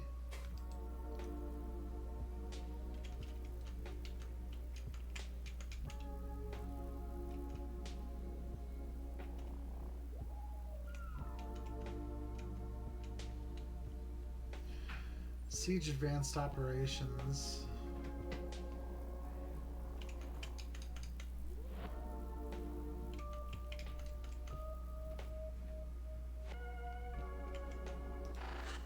Where is Advanced Operations?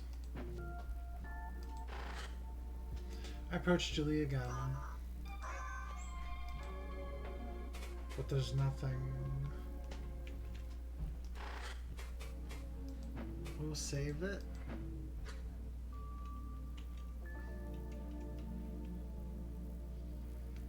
Oh, it's right here. We approach the great door. Its components are melted, fused into one another.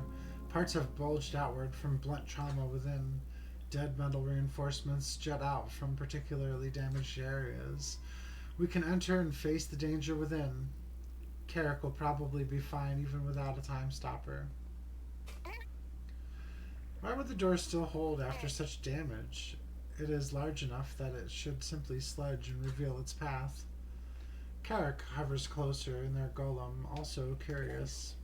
Ah, this is an uncommon design, but I have seen it used within some other segments.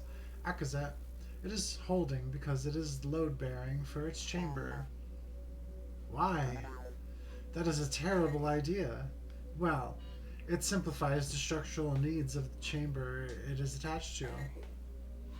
It is quite useful for such large rooms. There are simply resilient dead metal implements within them for this very purpose. Of course, it is very unsafe in the event of collapse, for it simply becomes a wall. But such occasions within a spire were only theories until now.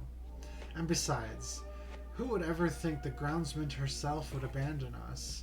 A bad idea now, but reasonable within our known safeties. Vekkoa would not abandon us. Do not entertain the thought. After everything, regardless, thank you for your knowledge, my friend.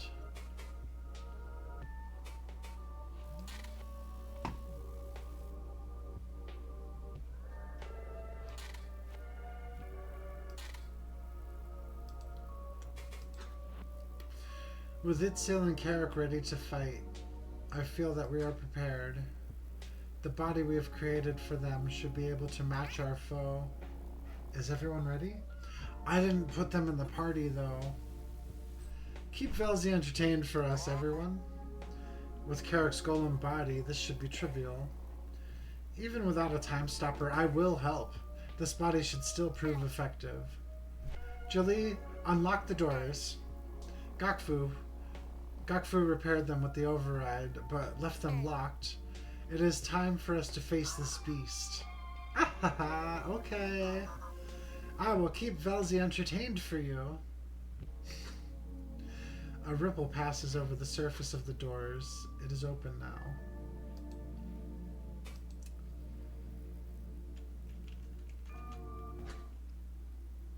Advanced operations. The walls are warped from the damage, some parts still trying to resemble stone. There may have been code here once, but everything left unarmored is sludged. The source of the damage is before us, a multi-purpose deep-sea constructor.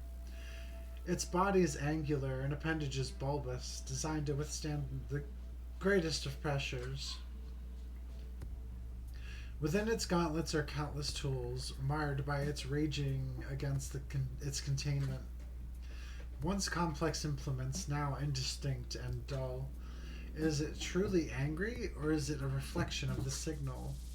Regardless, its targeting optics locate us quickly. We cannot let it make the first move.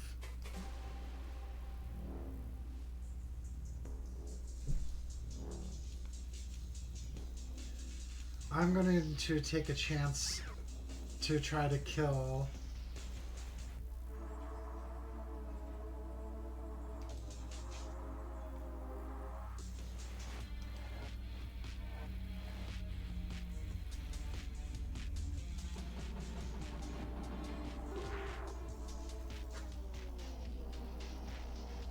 the Foundation Golem. Raises its spherical gauntlets, each of them easily nearly the size of a newborn Valk's eye. With fists like that, it would simply crush any of us, except, of course, Carrick and Itzel. In our stilled time, I observe their golem, Itzel asleep within, but Carrick, Akiv, directing the body. Yes, they will surely know what to do. I instruct the time stopper to release the flow of time for an instant to call out, Carrick! In an instant, their eyes lock with mine. Then the beast, their floating gauntlets immediately moving to intercept. With an impulse, the time stopper seizes the flow again. With this advantage, I call out instructions to Carrick. I can see in how it hovers. It is clumsy. A kelnet. Derogatory for an incompetent fighter. A kelnet stepped into a spar for the first time. I may be able to predict some of its moves. Warning. Abnormal thought form activity detected. Warning. Entity Foundation Golem. Altering thought space. Analysis. Intention to destroy recollection locus. Executing. Structure reinforcement. Wait. Didn't it just tell you to use a proxy last time? What's going on? Attention. Utilizing structure melee. Attention, neural controls adjusted, command menu enabled. Oh. Notice, NQ2 actions for ally to enact. Foe will select 2 options. Notice, either entity being knocked into dull column will end round. Executing action list. Strike, stationary punch, stave off enemy, advance. Advance, forward movement, attack enemy on contact. Guard, stationary defense, steal attack charge if enemy wound up. Wind up, move back 1 space and charge attack, improves advanced strike. Warning, winner of evenly matched attacks decided randomly. What does that mean? How does this work? Did your friend include a manual? Lol, no. Still, there's only 4 actions. How hard can it be? Just hit stuff, it'll work out.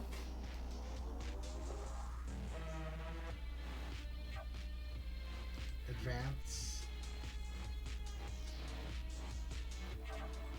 And wind up.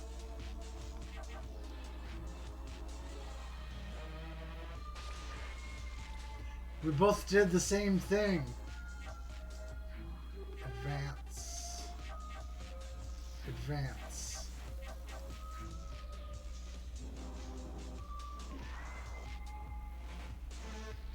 Oh, nice. We push back.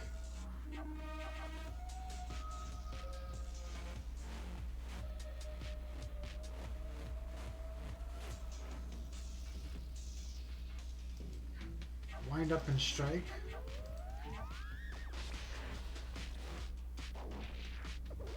That was perfect. Let's just do it again.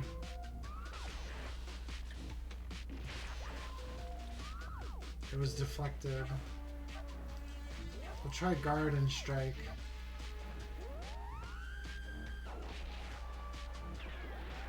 Perfect. Now that everyone's destabilized, Gakvu's attack will have a better effect. Incoherent. Ignoring thought space specifications. Uncertain what that means. Ah, for fuck's sake.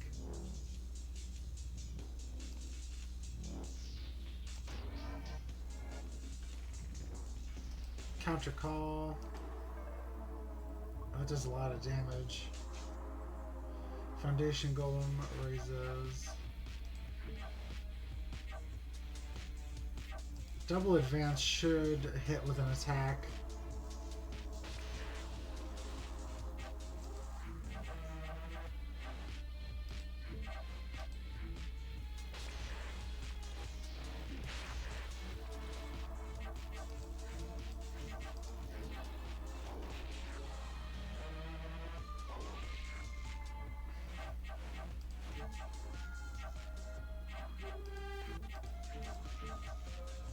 You're gonna wind up. Wait, it just tells me what the first attack is.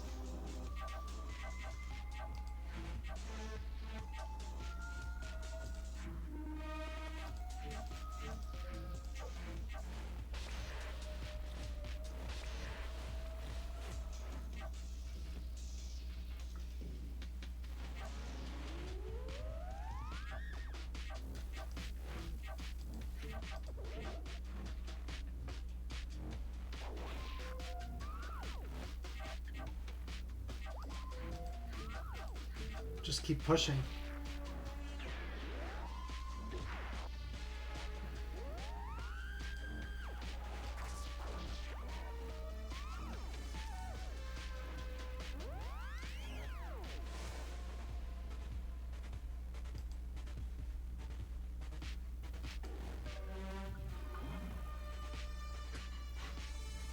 In our foe, I see something change.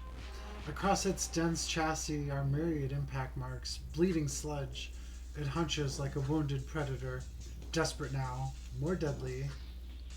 We will need to plan more carefully. Carrick, listen to me carefully. Notice, instruction queue lengthened to 3. Notice, 3 commands now required to proceed. And now we only know what's going to happen at the end stage, so...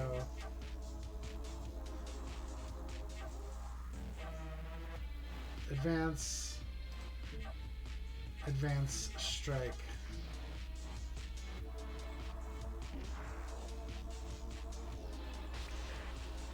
Oh, but we knew the strike wouldn't work. Wind up, advance, advance. Ah. Fuck.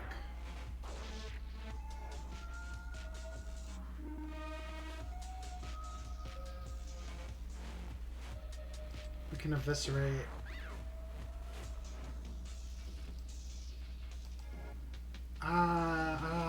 Fuck.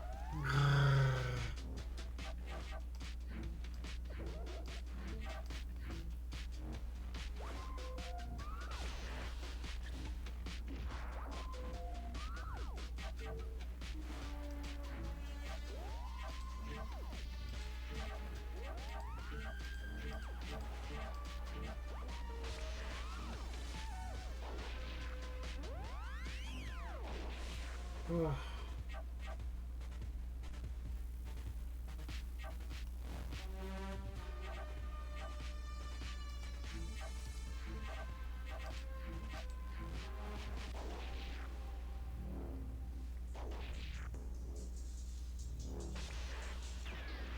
Oh, if you push it back far enough, it can take itself out.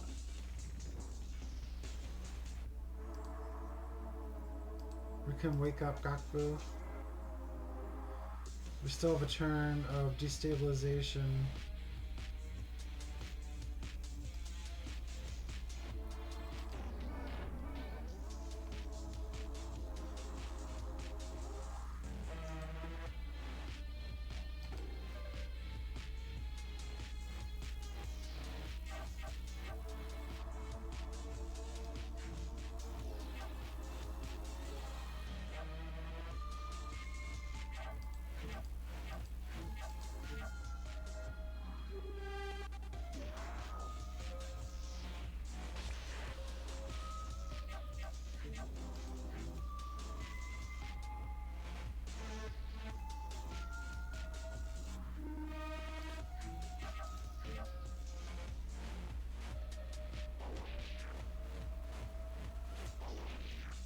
Nice.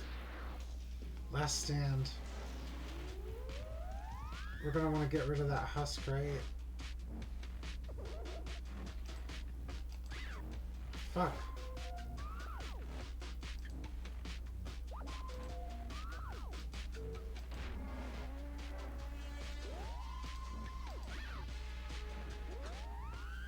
The golem is crumbling.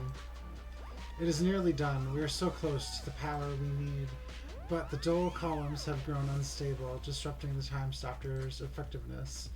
Some portion of them thrashes and spins out of control within the dual plane, plucking at our connection. We have to stop this now while we have the advantage. Carrick, one more time. Notice.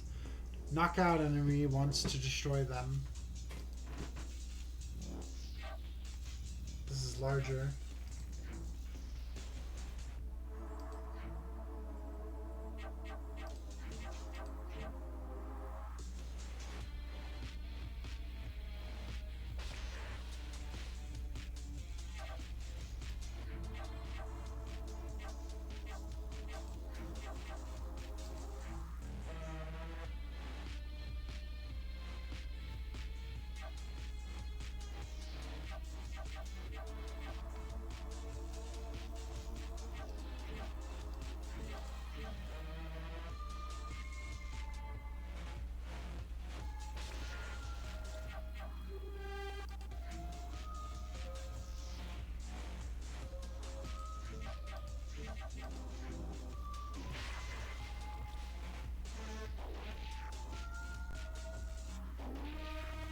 Fuck.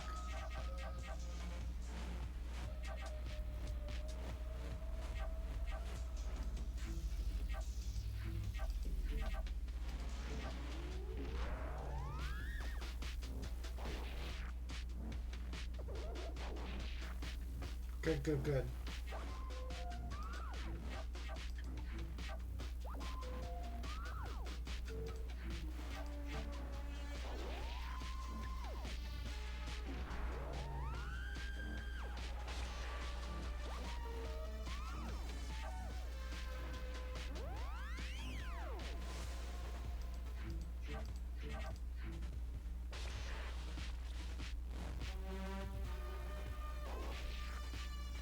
Good.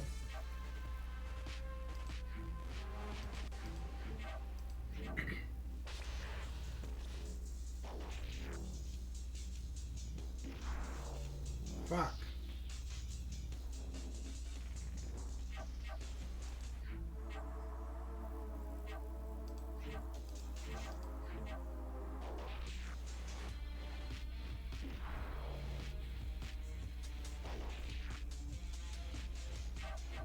Meow.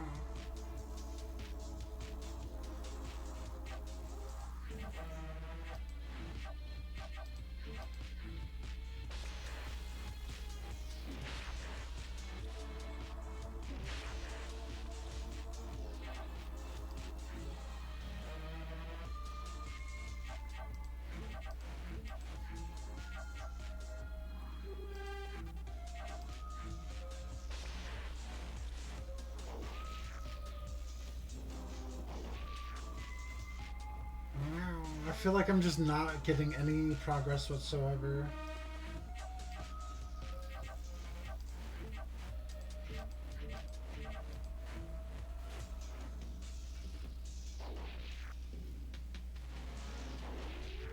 Ugh.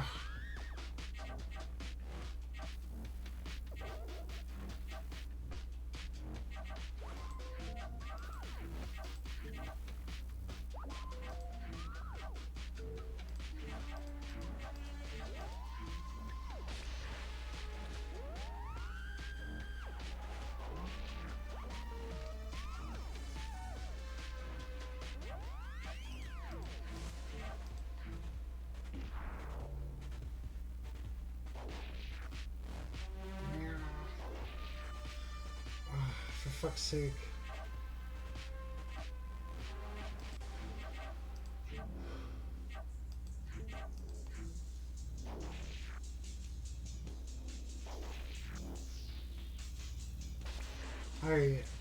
I could have thought about that.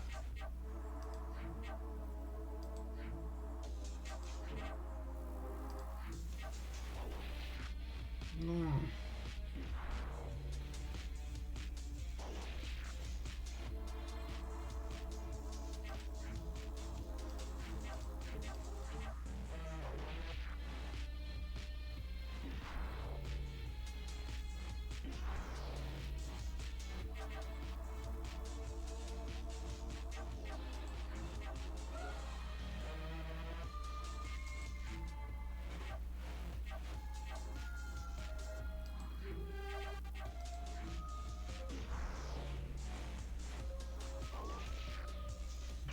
Fuck off.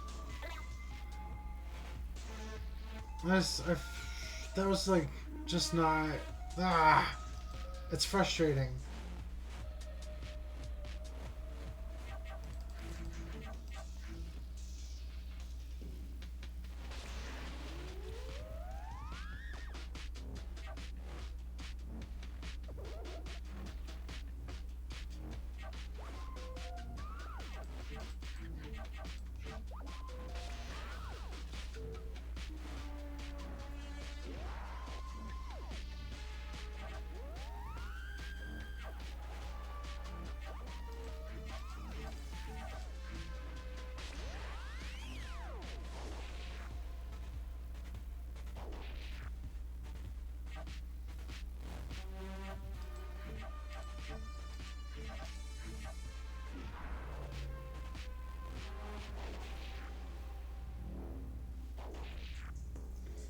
And that time it just worked. What the fuck? Whatever. The golem is forced into the destructive column one last time. Its fists are little more than melted blobs of sludge now. They fall away, unable to endure any more damage, and it is finally without defense. Carrick rears the great fists of their golem, warping its fingers into long spikes. Or is that Itzel, awakened in battle? I think I hear Itzel screaming, or maybe Carrick, perhaps both of them.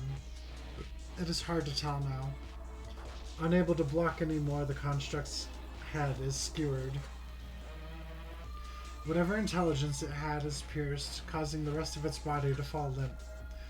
The impact enough to briefly tilt the chamber. I nearly celebrate, but watch on as Itzel and Carrick slam the head into the ground, smashing it with their other fist over and over. Carrick? Itzel?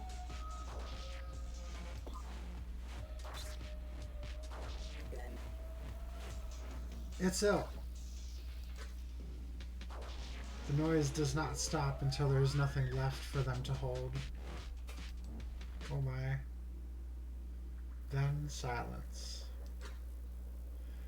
Indeed, this is victory, but shared between all of us, the connection feels little joy, for the storm is not yet past. All clear. Soon we are all assembled in this final room. Tozik waves Skakfu over near the far wall, both giving our conjoined friends some space. I do not truly know Itzel or their Kivii yet. I understand what must be going on in their mind core. Where is it? Gokfu focuses, squinting at sludgy wall component covers.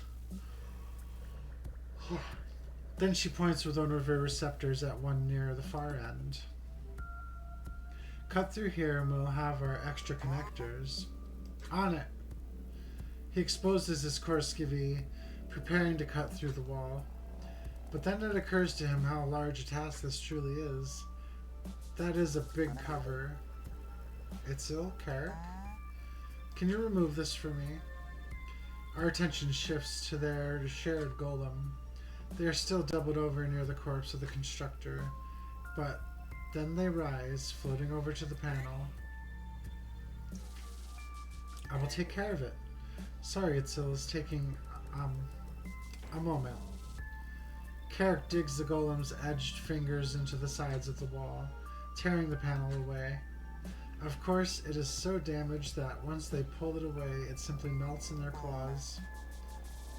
Thank you. Let me see. Tozik pulls a wired connector from the wall, placing it upon his receptor. He taps at the face of the little assistant display. Yes, we can use this. Still functional. It was in a hibernative state, so only a little incoherence. Just like Jalee. Anyway, we can make enough connectors for everyone. Then after that, we can descend further to the groundsman. Just like we planned, right? He looks between us. I still feel confident that we are making the right decision, but this feels larger than the groundsman. What if it does not actually stop this madness? Still, I gesture my receptors affirmatively at him, dipping my head confidently. Alright, give me some time. Kavik, stand by. I will need your help. Will do. Attention, memory stream corrupt. Unable to access further events. Note, sufficient intact data. Coherent render can continue. No further activity detected. Oh, interesting. This one doesn't end in a hard crash, but it isn't incoherent like the interview was, so you can still look around some. Nice. I'll keep an eye on activity, but it looks like a good time for a break. If I see any change in these memories, I'll let you know. You can probably save the iteration again, but I don't think there's anything else to do yet.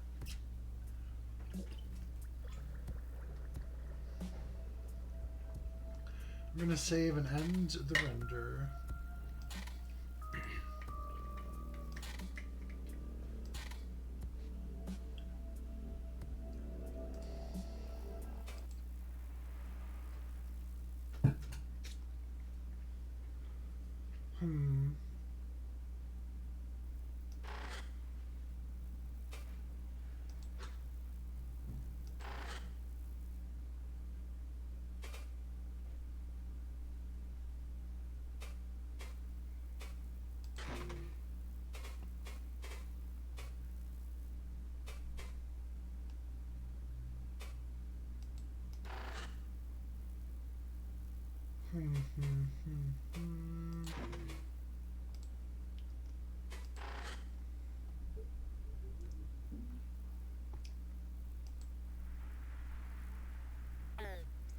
Hello again.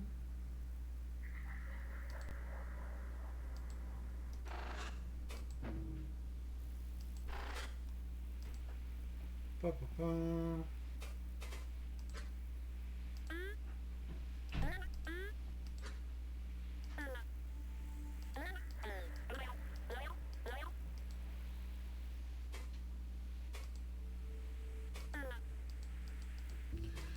Doesn't seem like there's more we can do.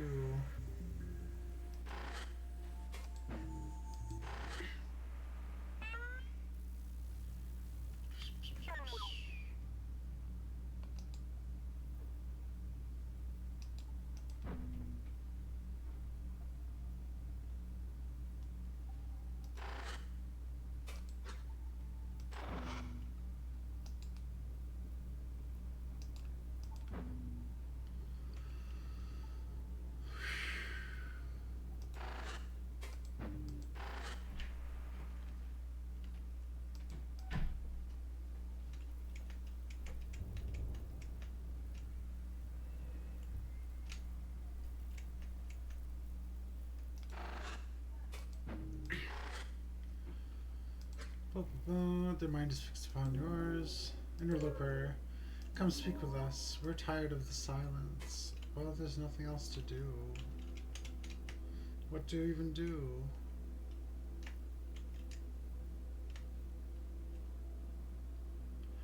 Oh.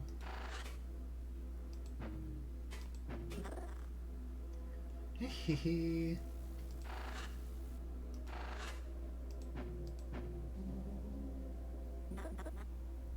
It's okay, we're just playing outside. Oh.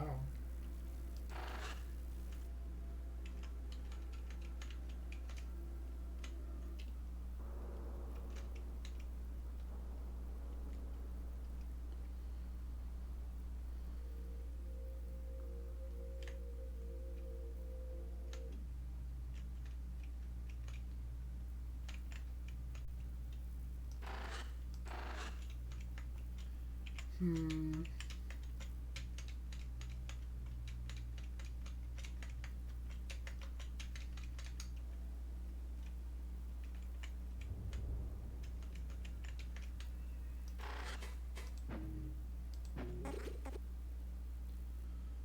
Well,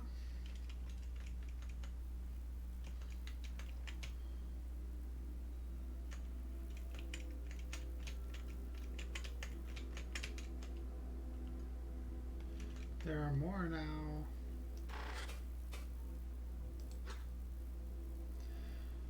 Simple game of resource management and theft. An Altasny favorite. I want to play the game.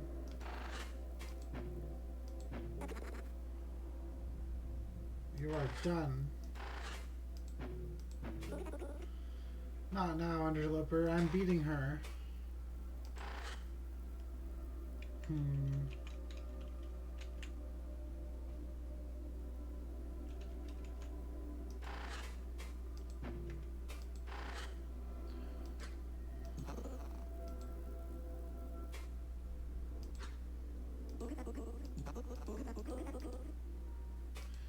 Meow. Wow, there's really nothing more to do. It was fun watching them play a game, though.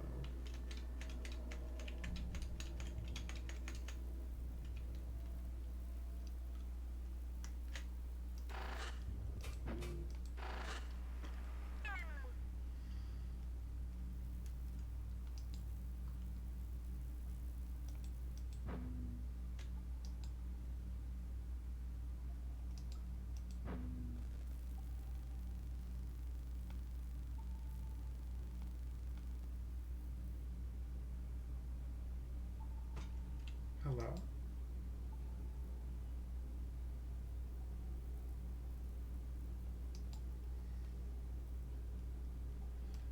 Why does it take its time?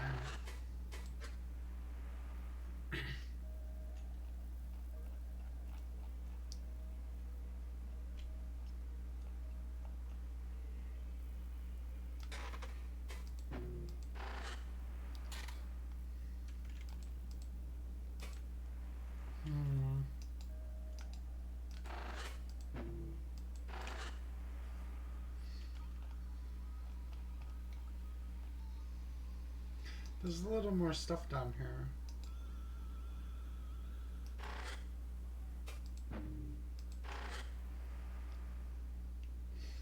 Here we go.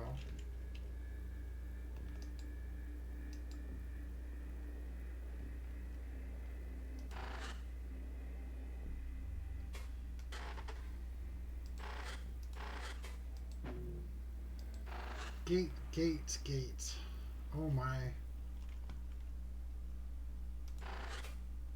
Memory hole. Home? No, no, no. Ah. Oh. Opinative thought form. Content. Stop, stop, stop. I know, I know, I know, I know. Stop, stop, stop. I know. Stop. No more, no more. Data overload. Retracing. Last coherent position. Something strange.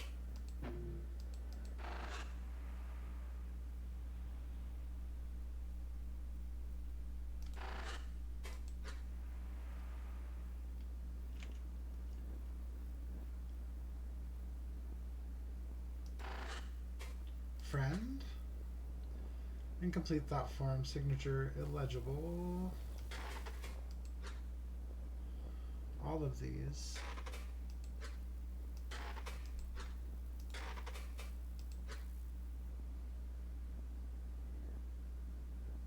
God.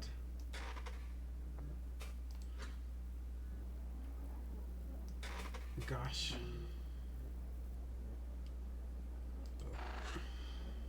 Hello? Hello? A thought I did not create. How strange. Are you my friend? Absolutely. I absolutely am your friend. Wow. a joyous gaze. My eyes will shine upon you with eternal grace. My friend, my beloved friend.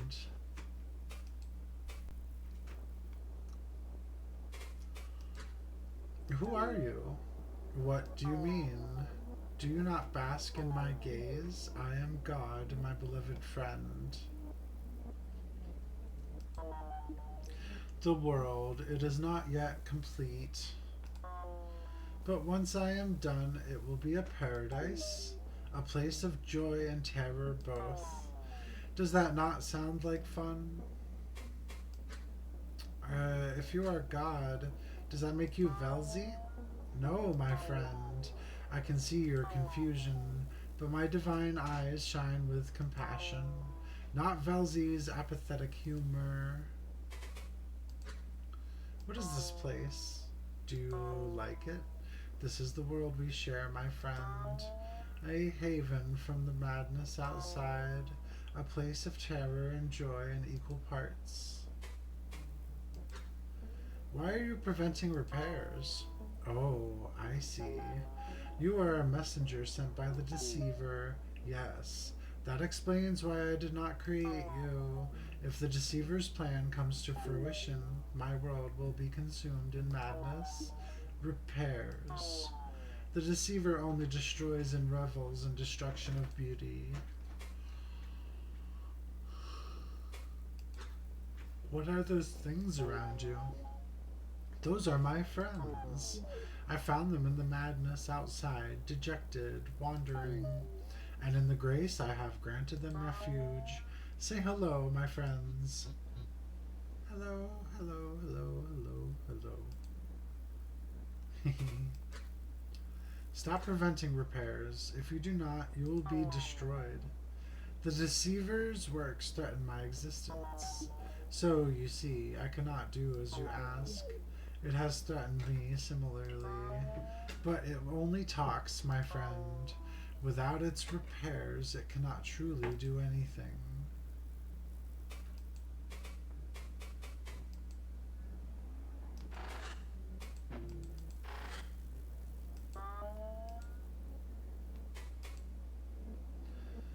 Huh.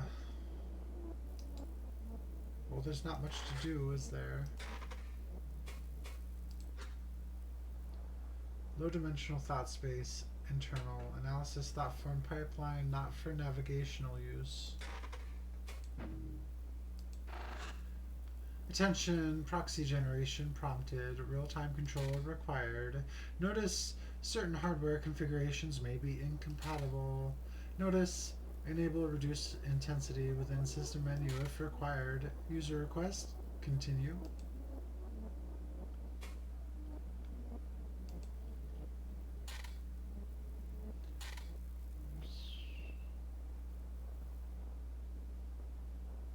Invulnerable.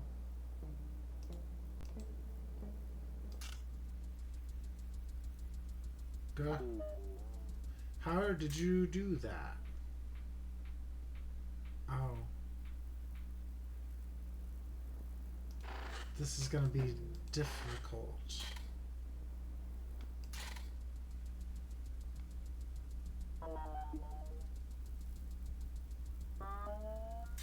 My friends help me. Oh, piss. This is gonna be extra tough.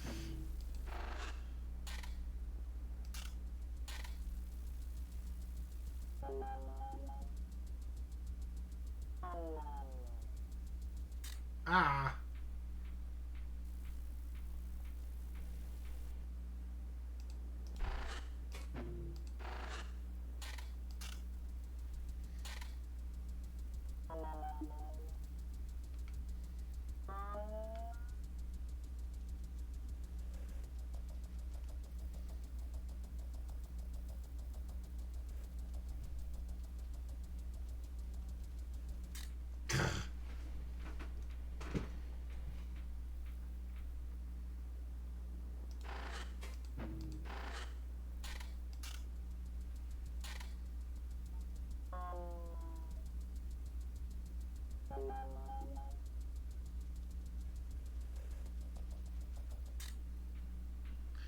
That is that.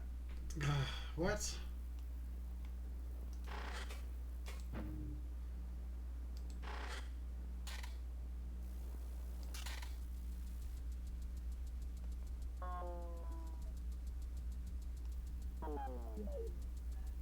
Gah! I slid too far.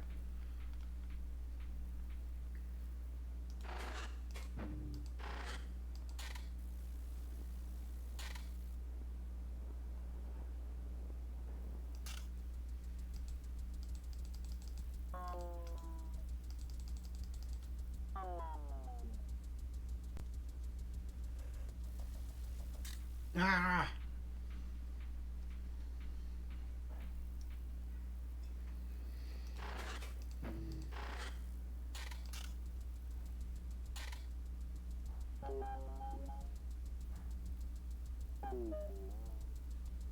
God, come on.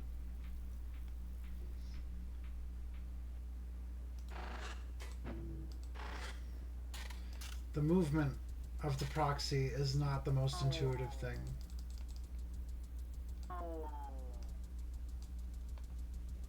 Uh,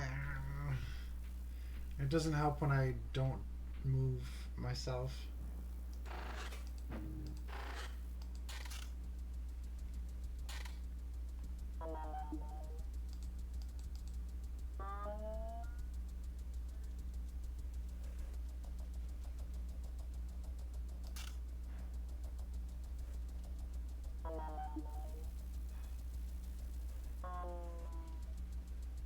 They became walls.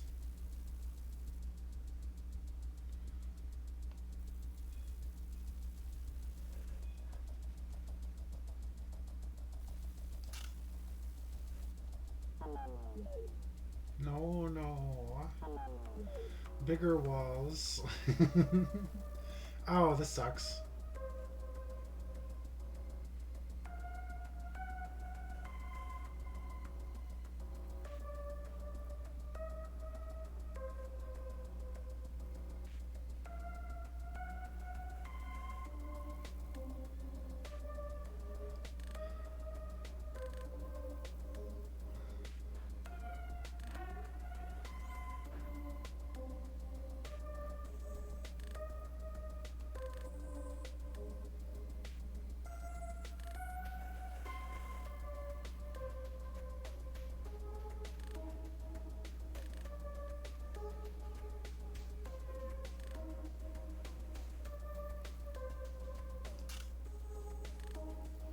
Meow.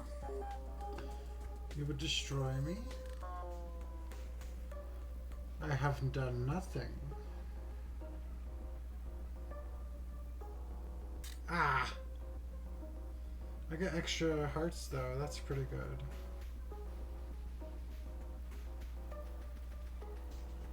Ah.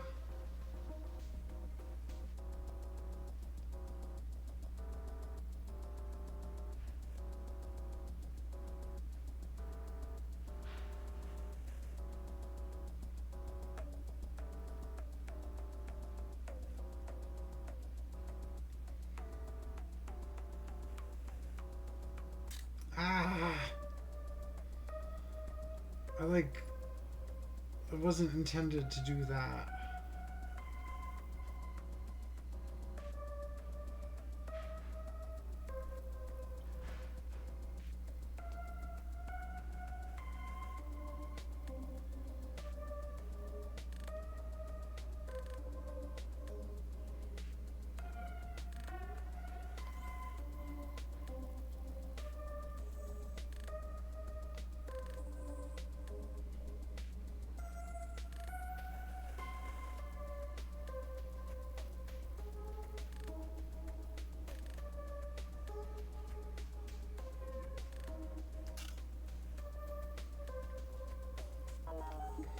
The Deceiver does not even need a coherence regulator.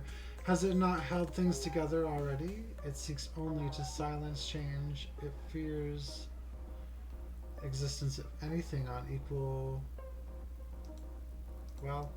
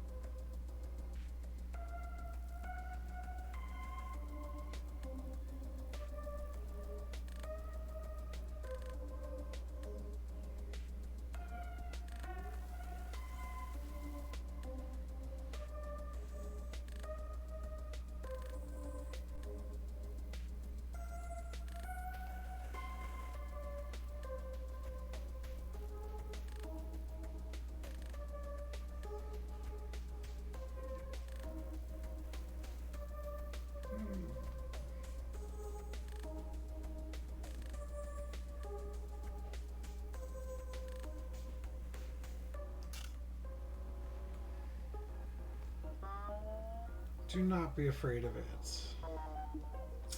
Stand firm, it cannot withstand your power. Just go get it.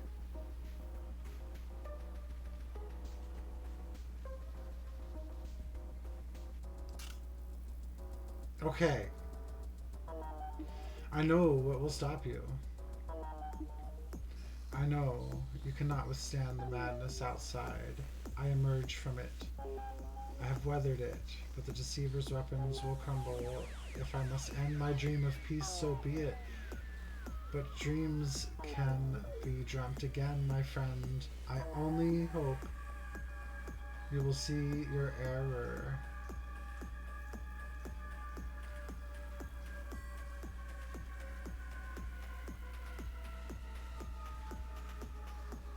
Oh my.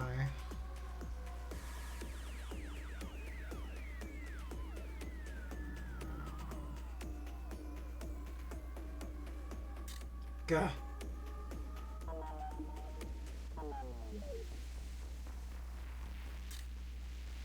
Oh, that's bullshit.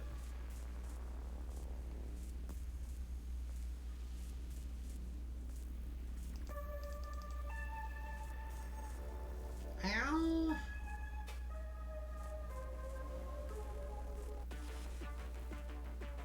Gah.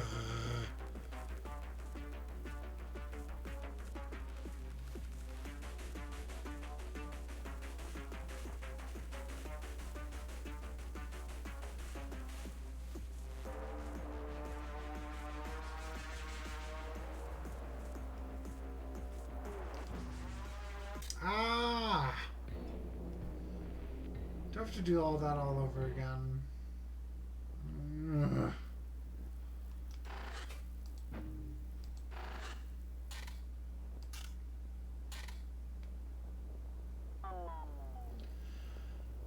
Ugh. Okay, good. Ah, fuck!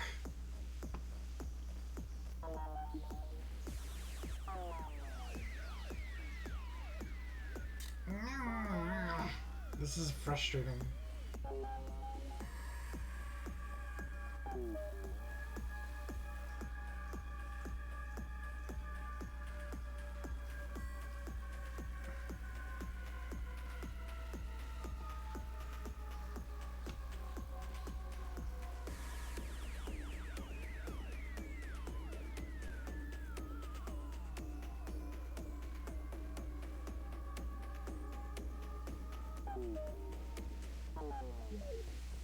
Ah.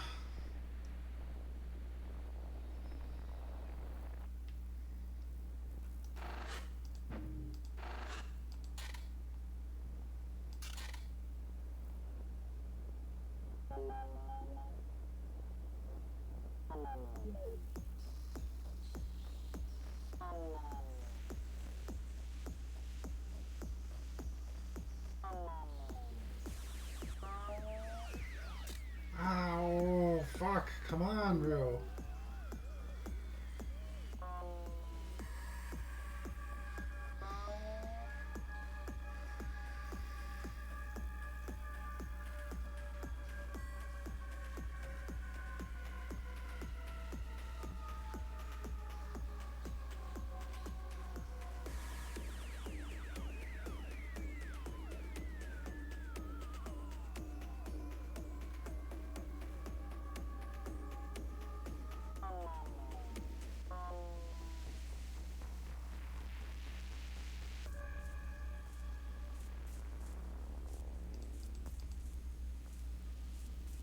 I wonder if I can have more than 3.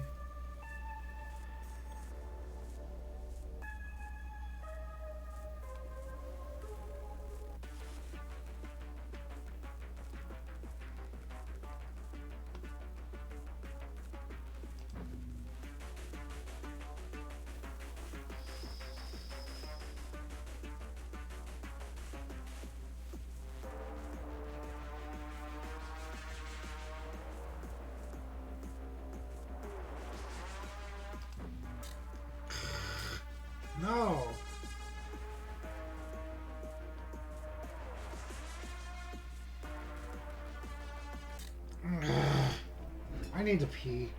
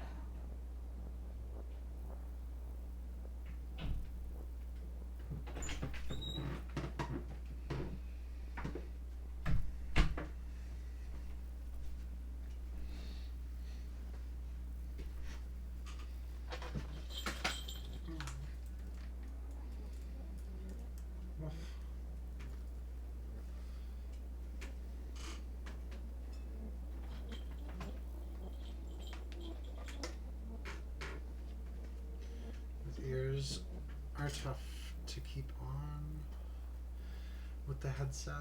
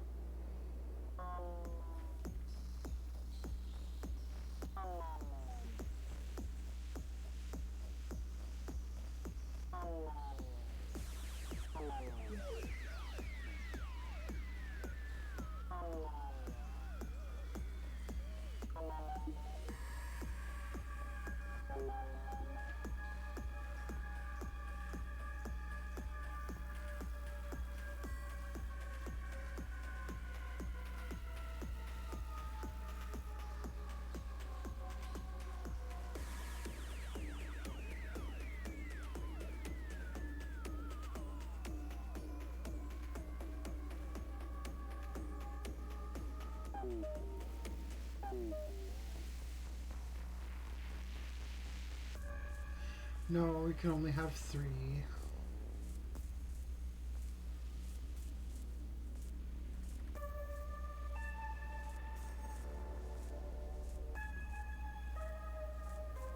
Ah! I was outside the window, and then when my mouse went back, it like slid over the hit zone. Unfortunate.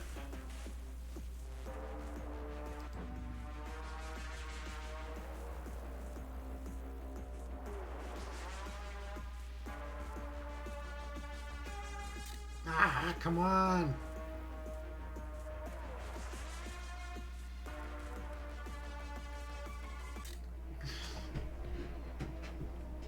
It's just like extra frustrating to control. It does not follow my exact movements. Or it's just slow because of the slowness of it. Like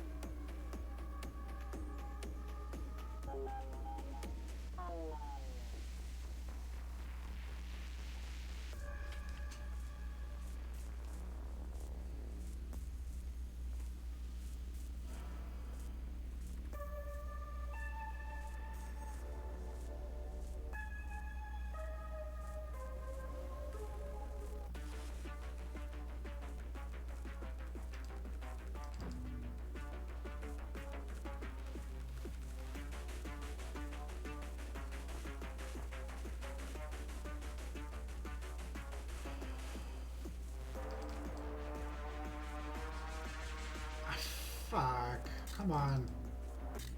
Ugh.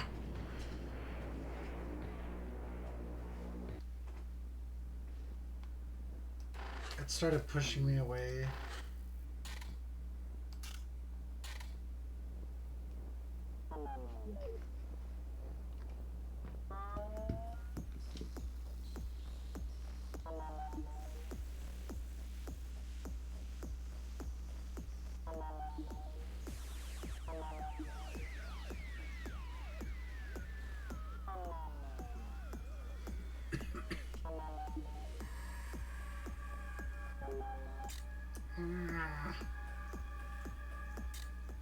Bullshit.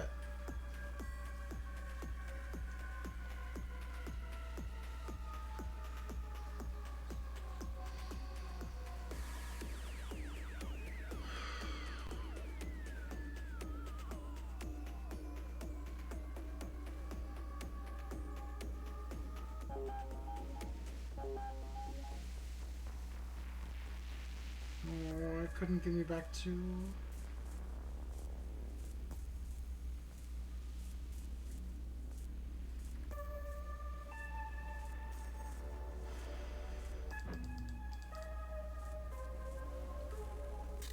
Ah.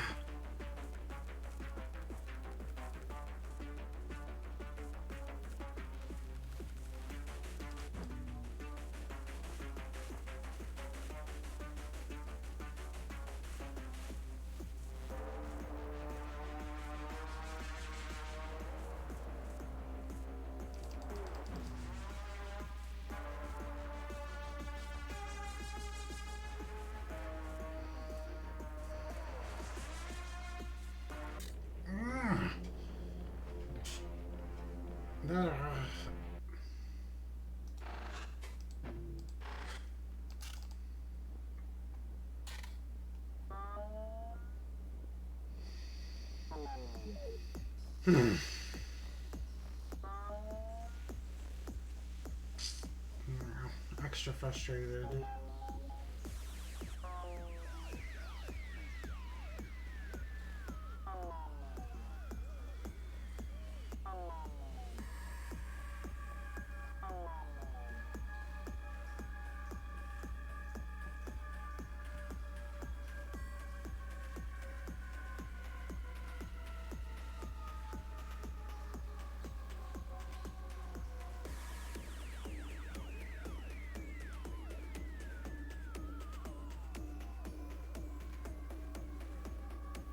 fights you.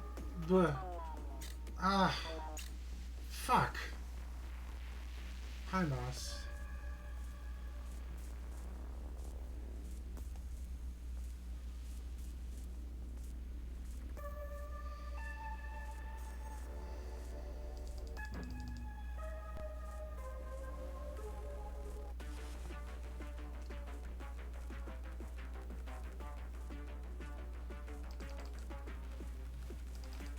Nope, nope, I'm done. It's not fast enough.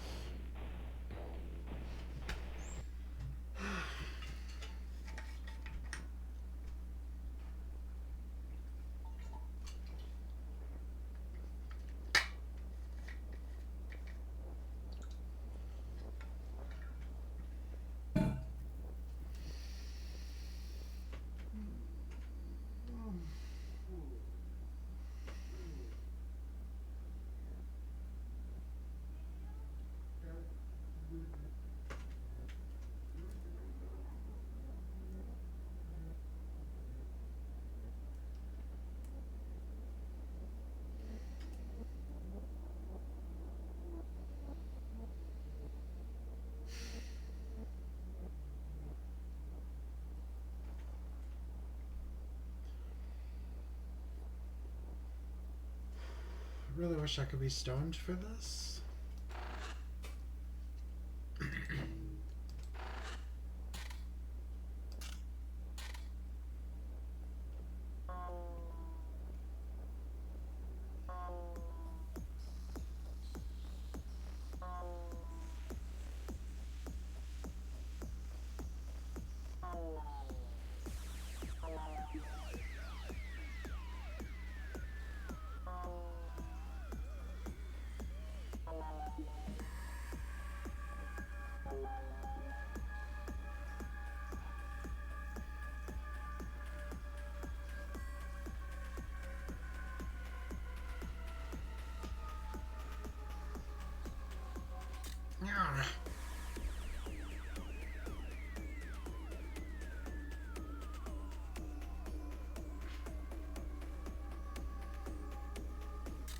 Ah, fuck off! God damn it! Just slipped a little, like...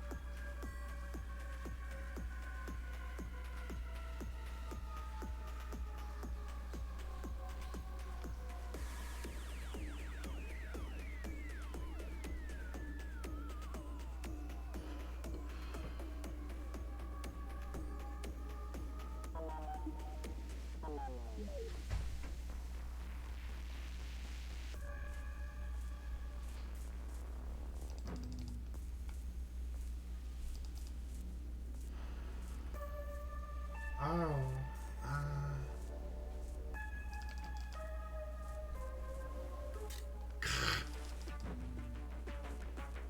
I don't have to wait for them to appear. That's actually pretty helpful.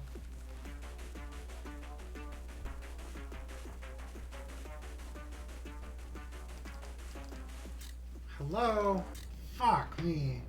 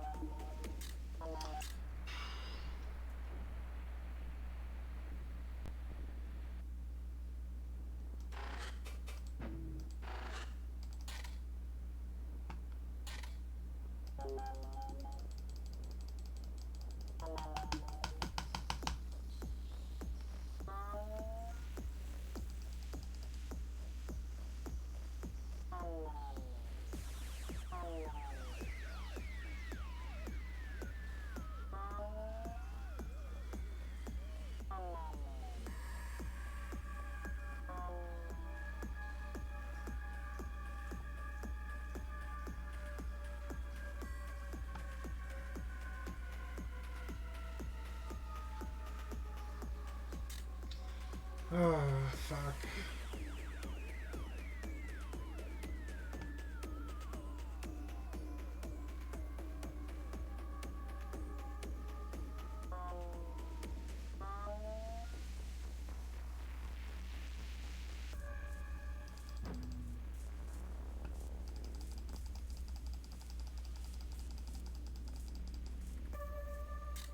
Oh, fuck.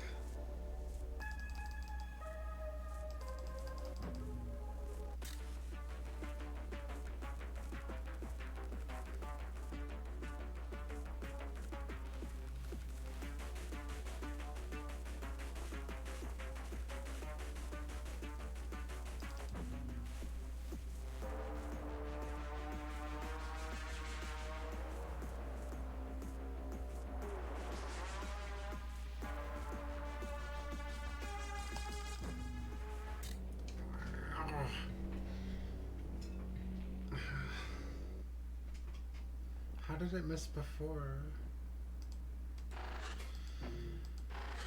Somehow I avoided taking a hit.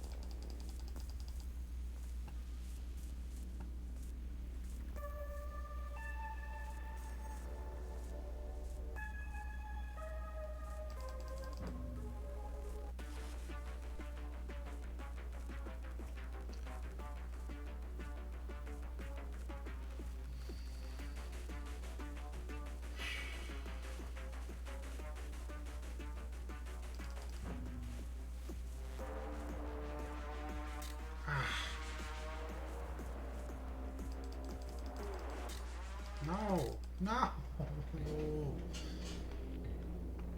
I was right on top of it.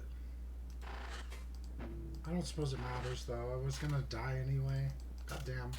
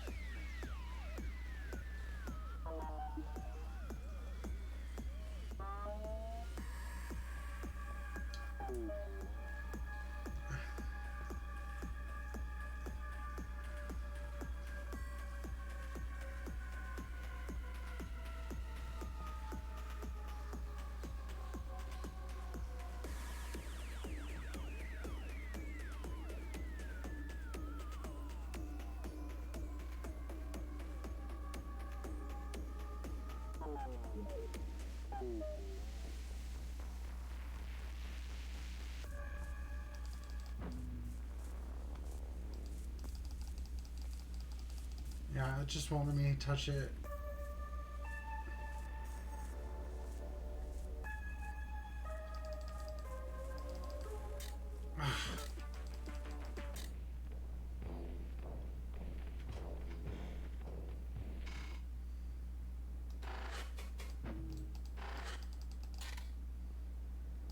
Do it. Do it. Fucking do it.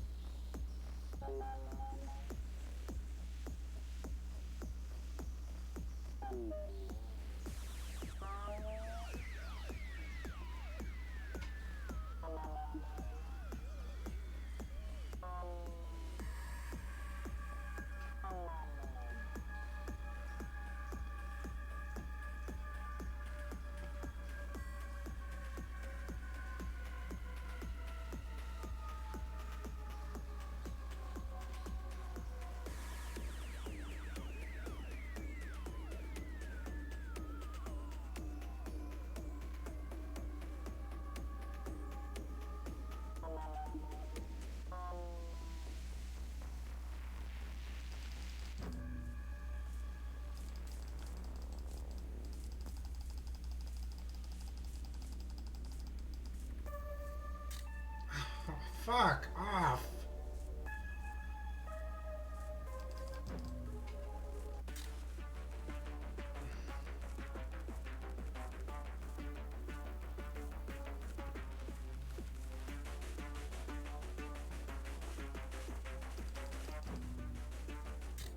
That sucks. That's fucked up. I just...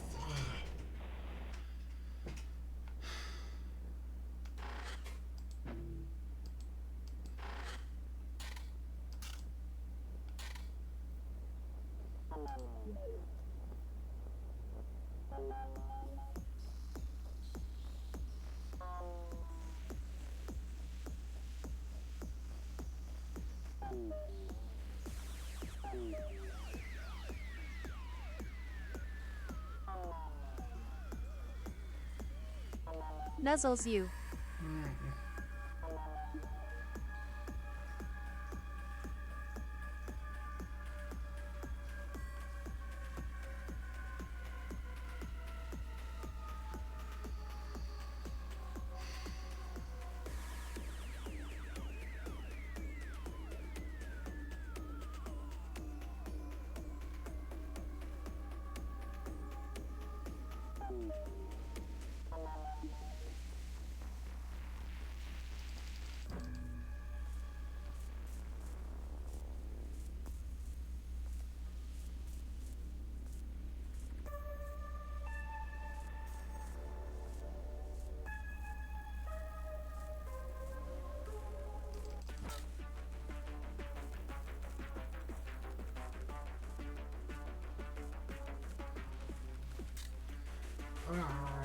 And how is it that it goes faster that time? Like, absolutely not helpful.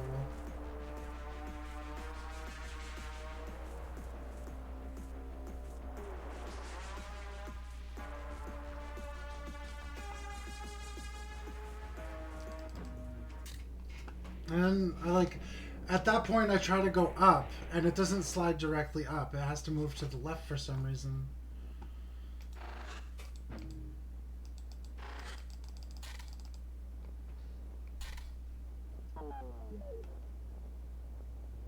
I'm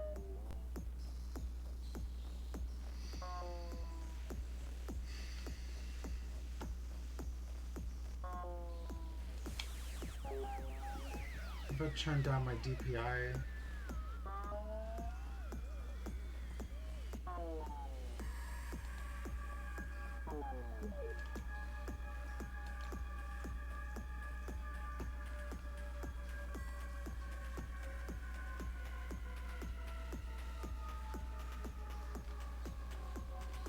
It still has a lot of drag.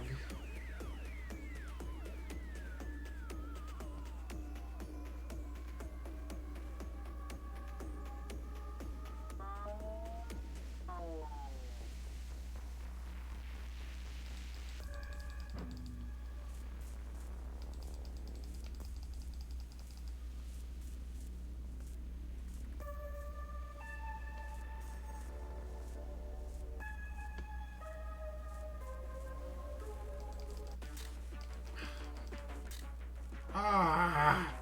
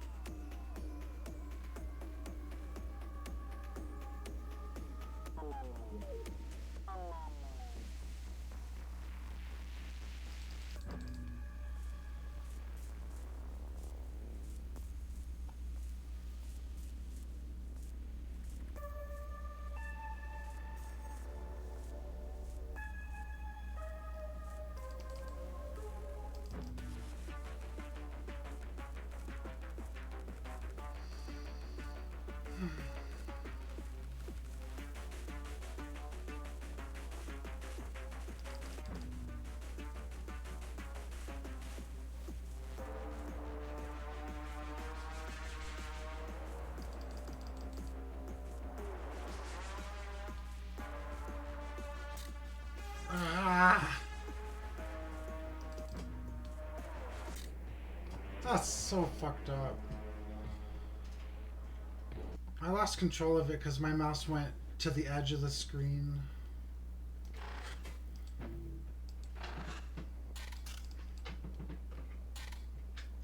At least I did slightly better.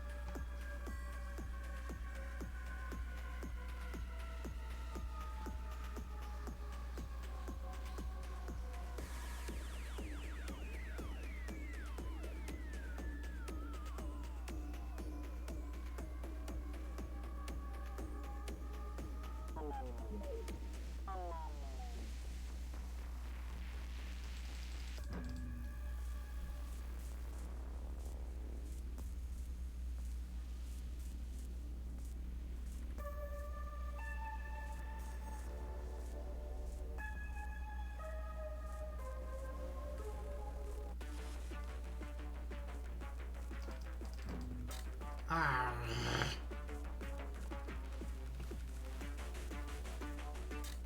Hello? Can we fucking... that time it just didn't even follow.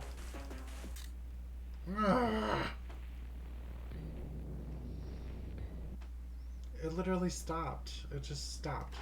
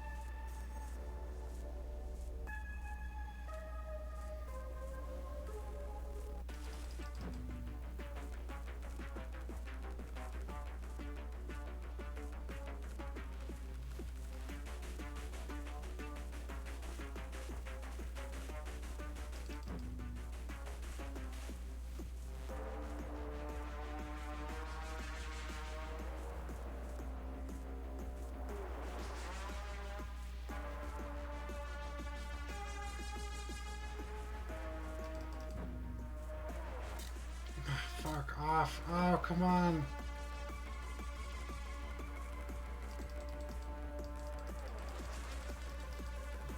Oh, it was right there. That's the one.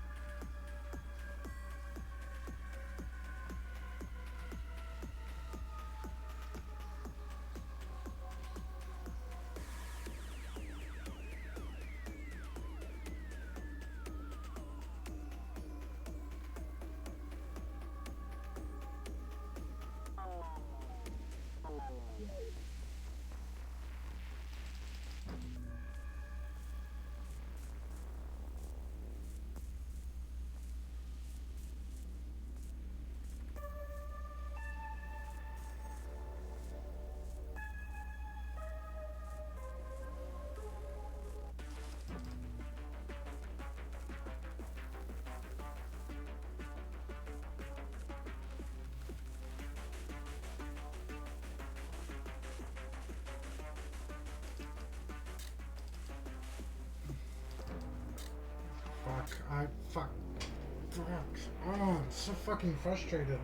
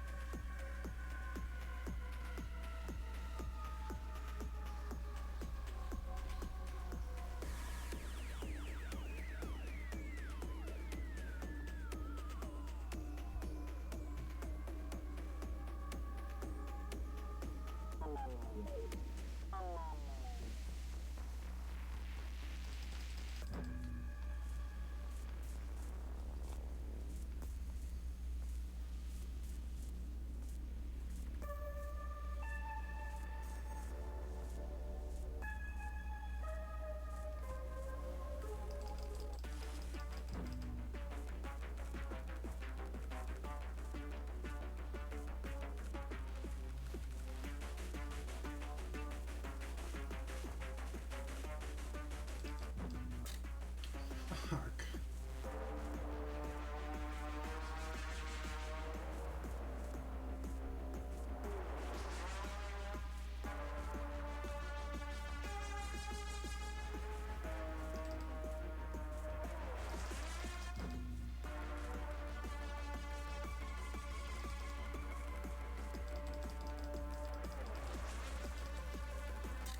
Ah! There was nothing I could do.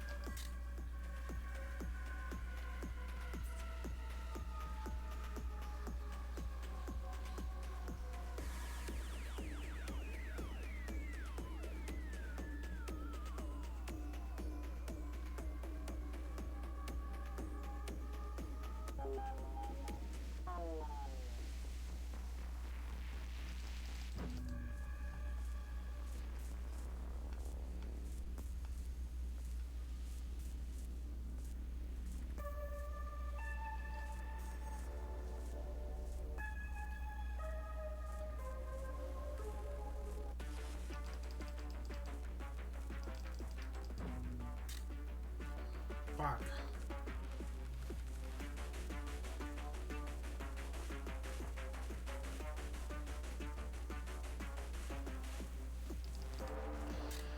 No.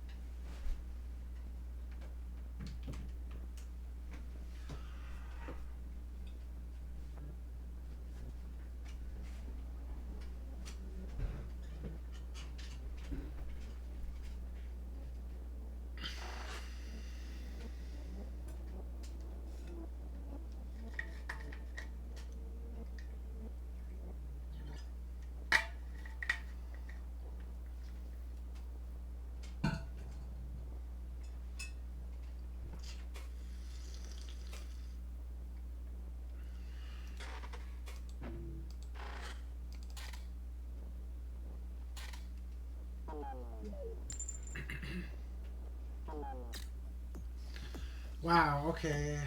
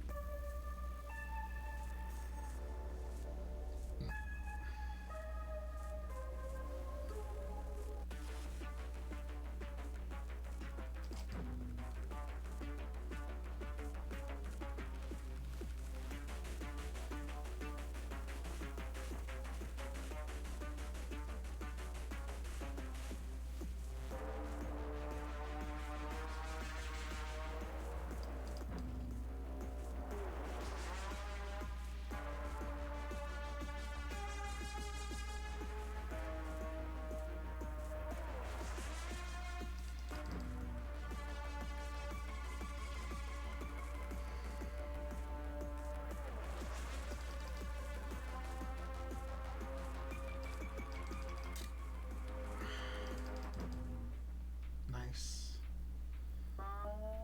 So, just like, it's crazy that time.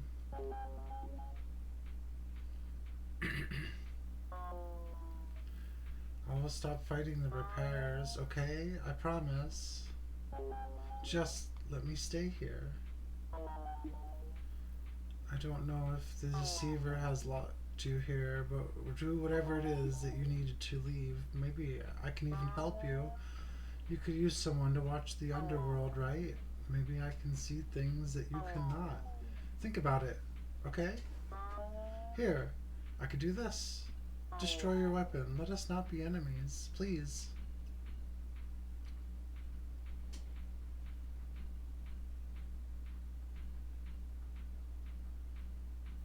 Mm.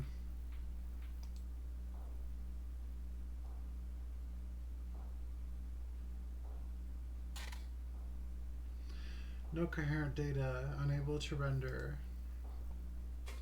It is done.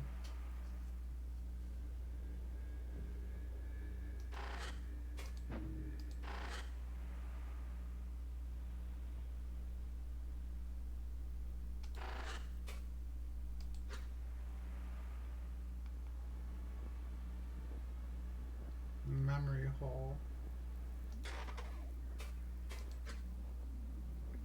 No help. Hee hee hee hee hee hee.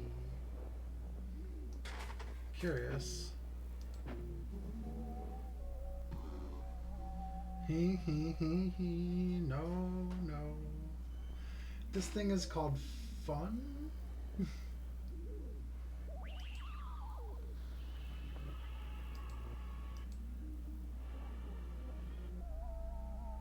um.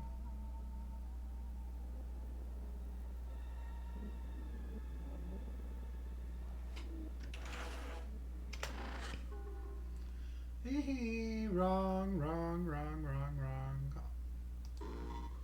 Wrong, wrong, wrong, not right. Ah ha ha ha ha. Hee hee hee hee hee hee. Bye. Well, fuck.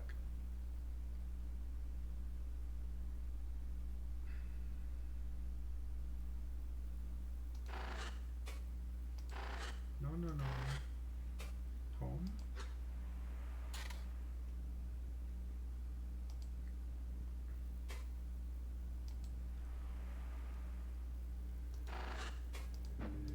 You camera's frozen. Come the fuck on.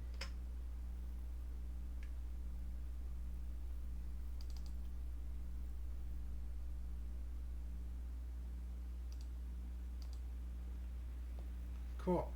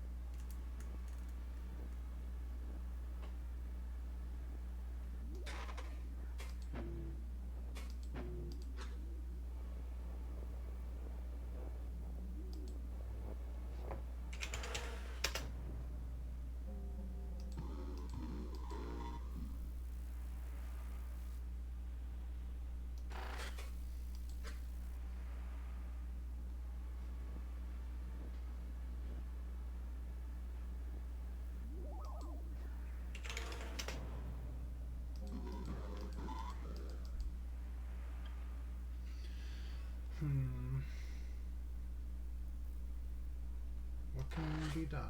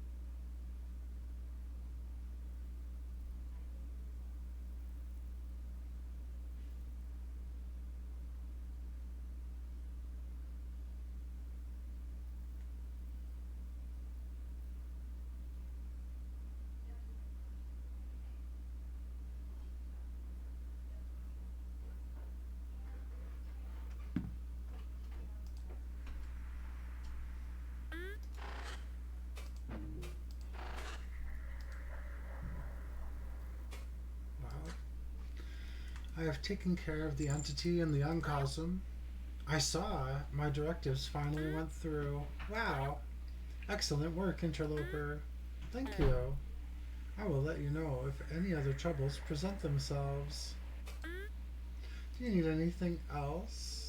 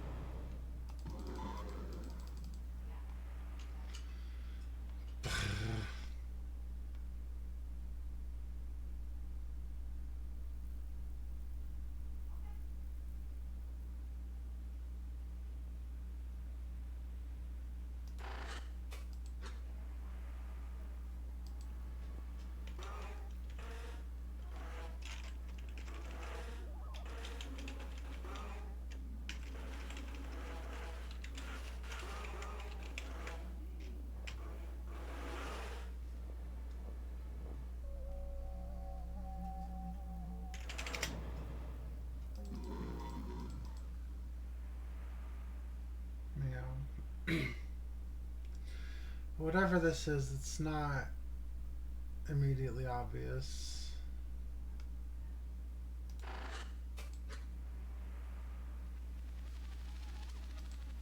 Bedtime for Moss. Good night and sleep sweet, my love. Yeah, sleep sweet. I hope you have good dreams.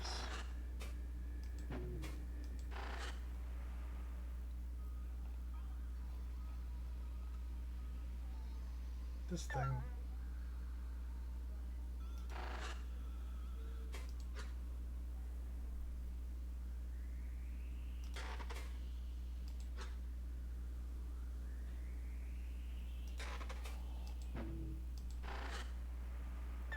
I hope you have good dreams about me. Mm-hmm.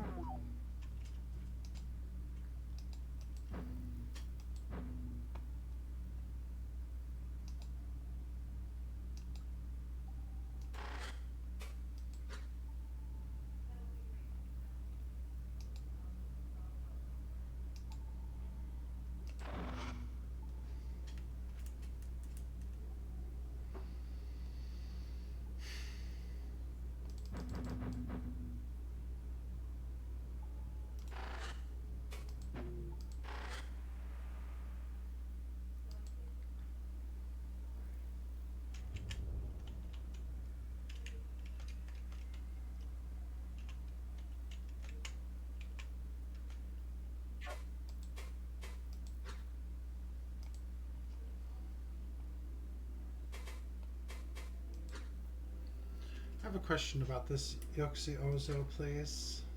What's up? What do you think of Isabel? Well, it's probably harmless. Whatever's going on there is parasocial as hell, though. You don't think she was real? Well, yeah, Isabel probably was real.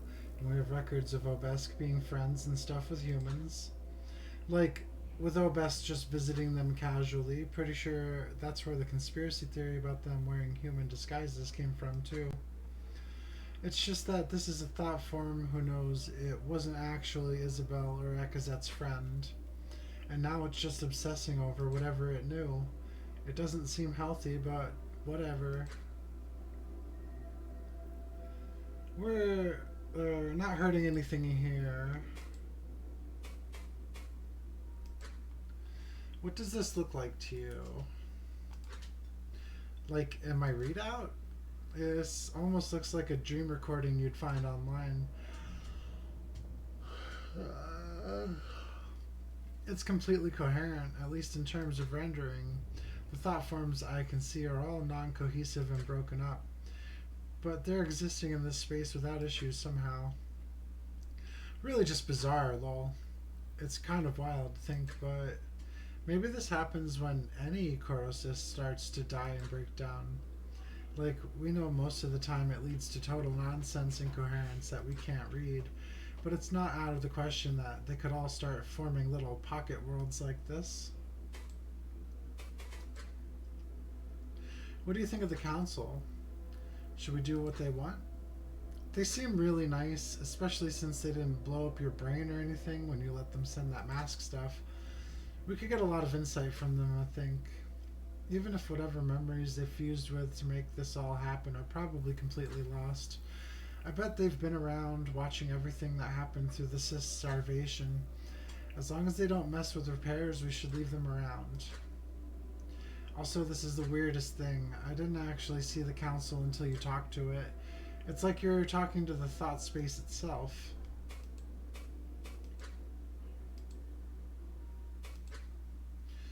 We're on the wait again. Can't do anything till Fun Friend fixes more of the memory.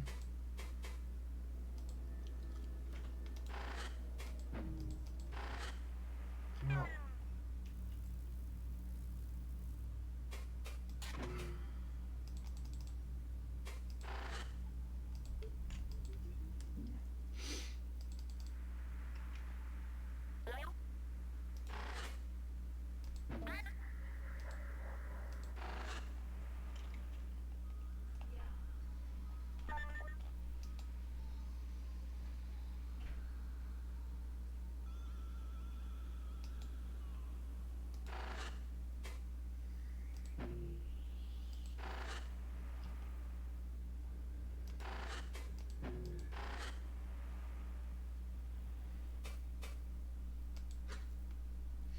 The readout here is like complete nonsense. Is there even anything it can interact with? Does it hurt?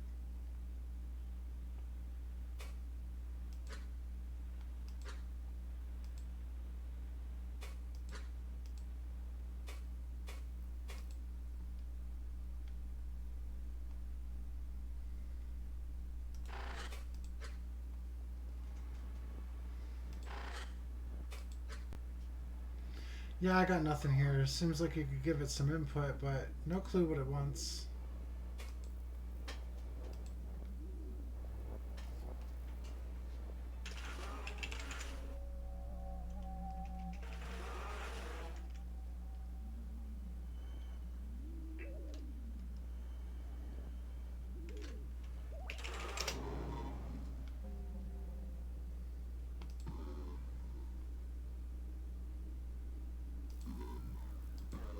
Hmm.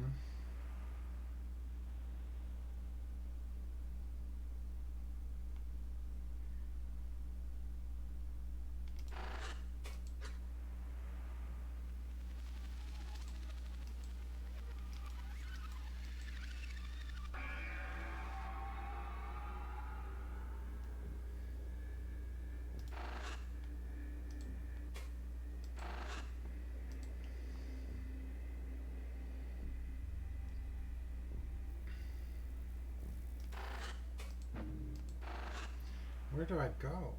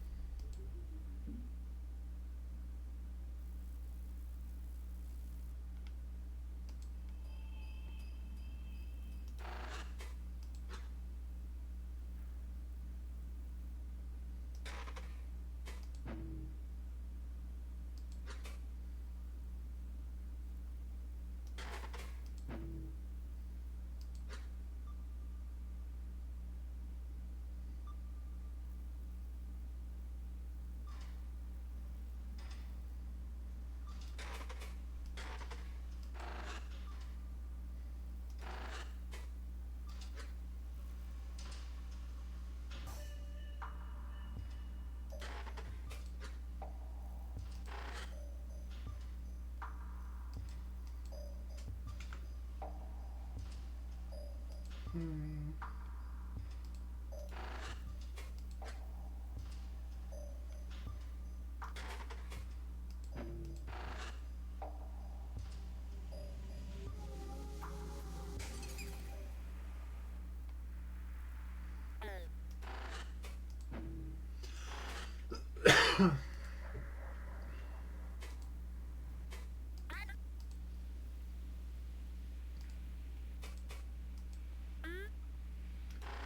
to even go?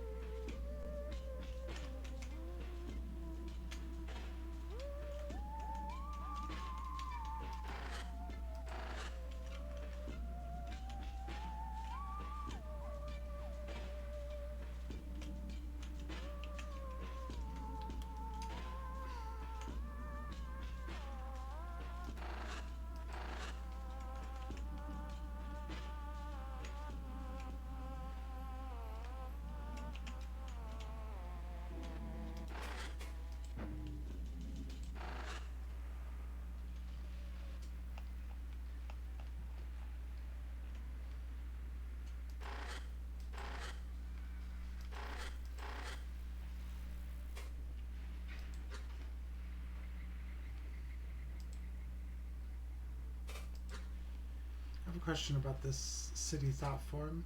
Yeah? What city could this possibly be?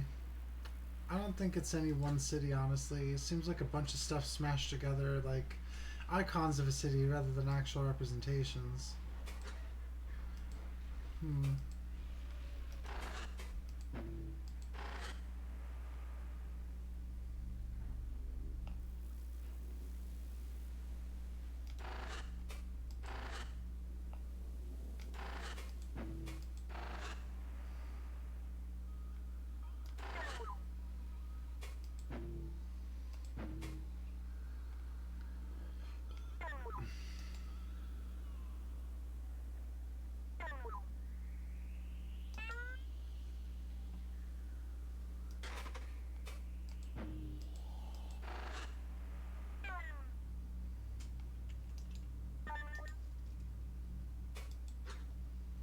I can barely keep up with this. My console is either throwing errors or updating too quickly to read. Just let me know what you see. I've seen some things here. Oh, yeah? This place is full of weird spheres with lines. They're showing up in clusters, and I can't scan them directly, but FunFriend shows what is inside them. Interesting that you call them that, clusters. I know that most components of Corru.Observer devices have, like, actual physical cells that cluster together en masse. A small Corru cell might be some minor thought form, and a big one could manage all of the smaller connected ones. But there are different kinds of Corru cells, and they don't all take spherical form. Still, that's my theory. You're seeing that somehow. Dude, maybe you're inside a thought form that's observing its surroundings. That's a weird thought, lol. You should describe this one to the lab guys later. Maybe they'll have a better idea. The bio stuff is interesting to me, but I'm not an expert. I see a polygonation spire. It's lit up by human lights. The scale of it is enormous. I mean absurdly large. It looks like it should be in the ocean somewhere. Oh, cool. That could be the California spire before it melted. I think that was the biggest one they built. Weird that it's in limbo like this. Also, it was big, but not like colossal. Like I said, I can't see what you see, but I have some ideas. Maybe Akazet thought it was bigger than it really was, or maybe it was a planned spire? Who knows, dude? There's some kind of Coruscant with wires. It's attached to something human-made. It's really big. Yeah, I'm seeing that platform in storage now. It's called The Storm. Weird. Well, I know the Obelisk had their own division for tech experiments. It was part of their materials initiative. But could that be the thing Akazet tried to give to Gordon? I wouldn't be surprised if he got that project started and had Akazet involved. I'd match up with that. I'd match up with what some of the old ops I've talked to have said too. It would match up. There were a lot of shady projects back then. The FBX barely had any oversight because they had to move so quickly. There's some kind of organic thingy. Cells or something. It's the mangled thought form I scanned. Yeah, I'm seeing the data on that one in your storage here. I can't really give you any advice on it. There's nothing to read here. That said, it has some kind of signature or some attributes of a thought form. Maybe it's one that blew up, or maybe a bunch of dead ones.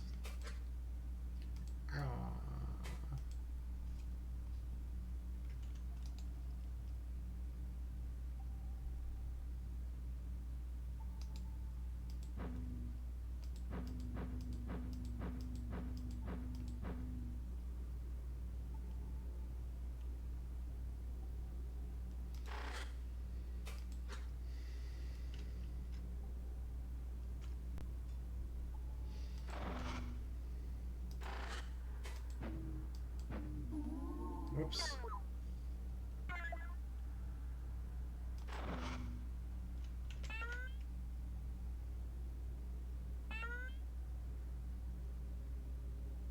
Come do that back in the hub.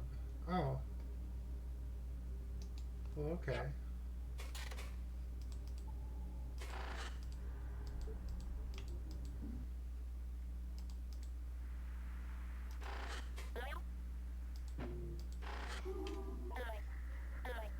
The void is fascinating. Yes or no, interloper? Do not shove it in my face. We will deal with it in time. Well, you told me to. You literally told me to come back and do that.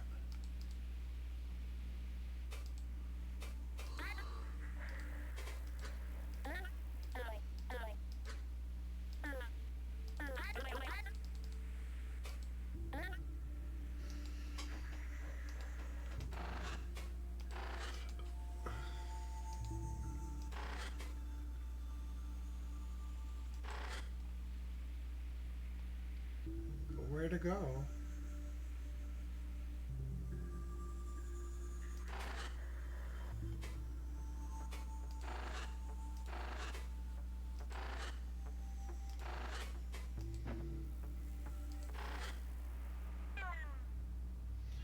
Piss.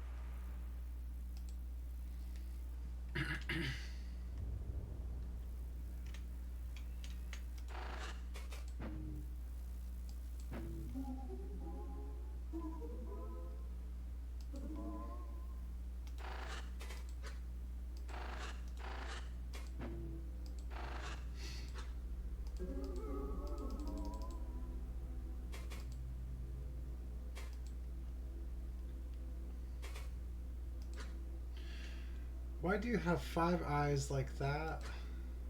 You look like something I met in the Uncosm. Really? Because we found the design drifting around amidst the remains torn from some dissociated thought form. We never let a good idea go to waste, interloper. Especially not one so stylish. And what a terrible coincidence. We hope you were not friends with it. The work of the tyrant, no doubt, tearing apart all who it once danced with to force into meaningless performances. Sad. Yeah, sad.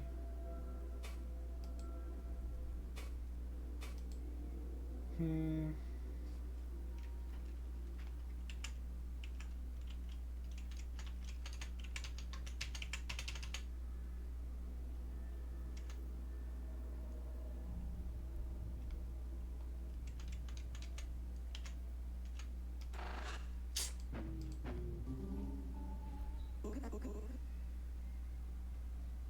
And what a home it is, right?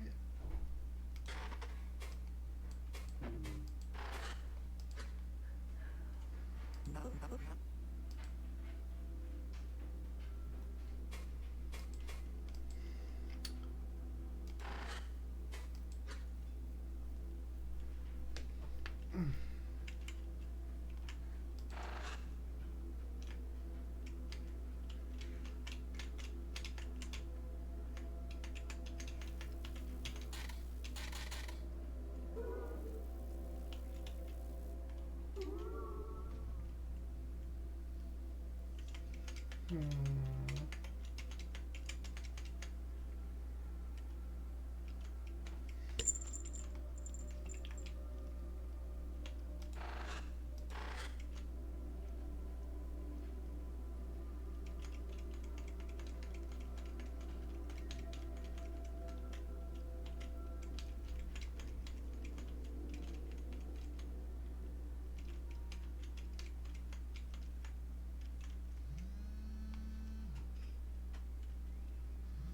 Hmm.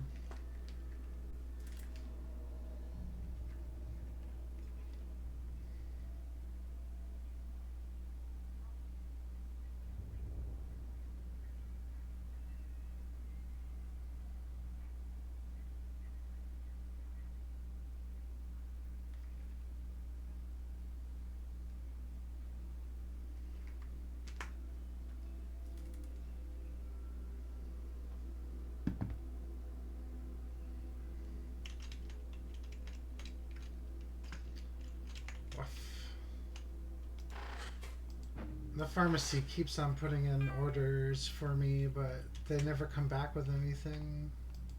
It's like it's impossible for them to get some syringes in.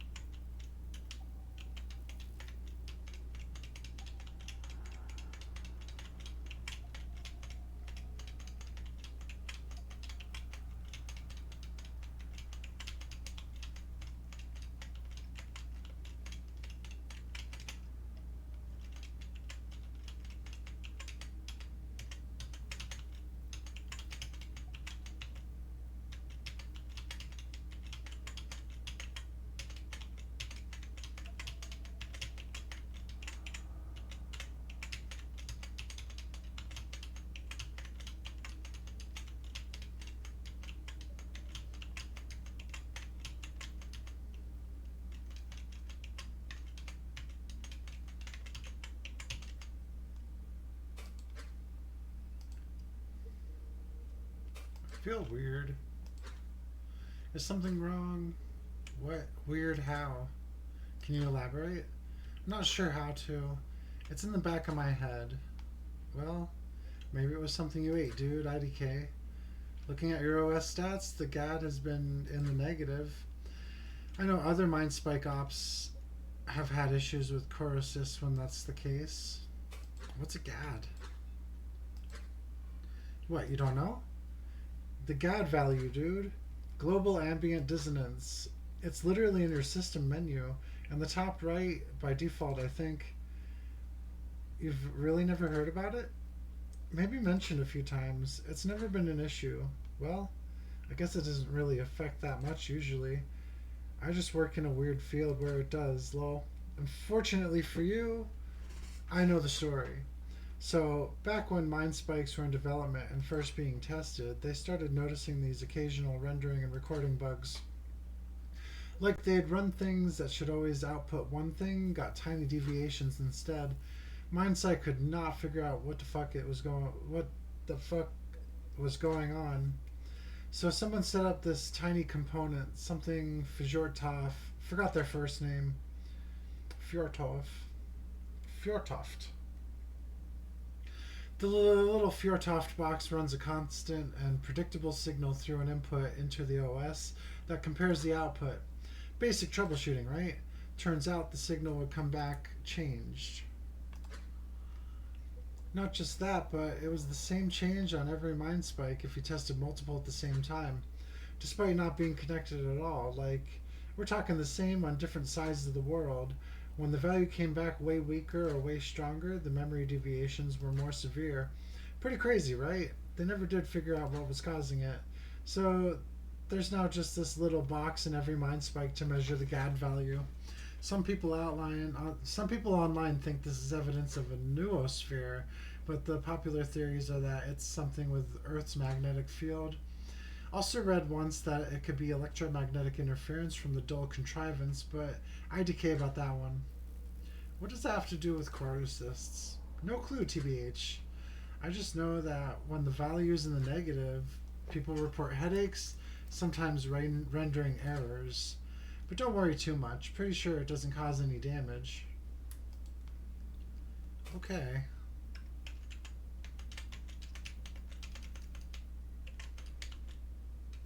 Oh, this is a new door. Is it?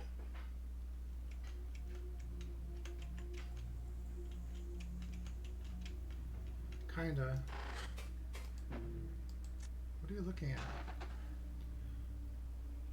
Oh. Still not getting anything detailed here. What about I have a question about this place. Yeah?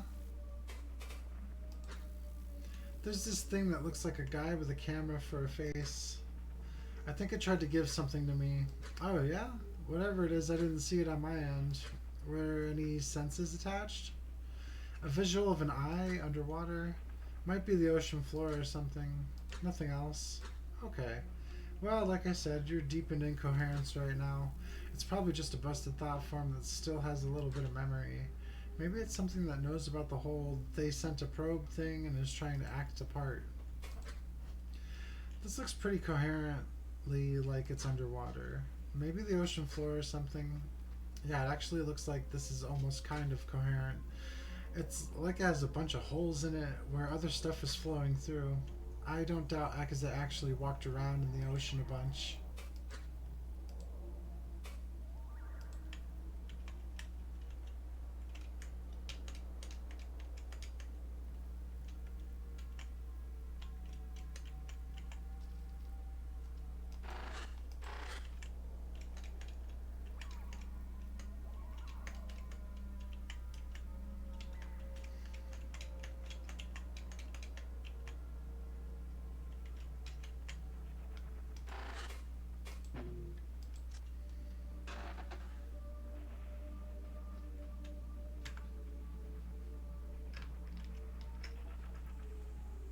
Abyss PNG. While we're here, I can get rid of that.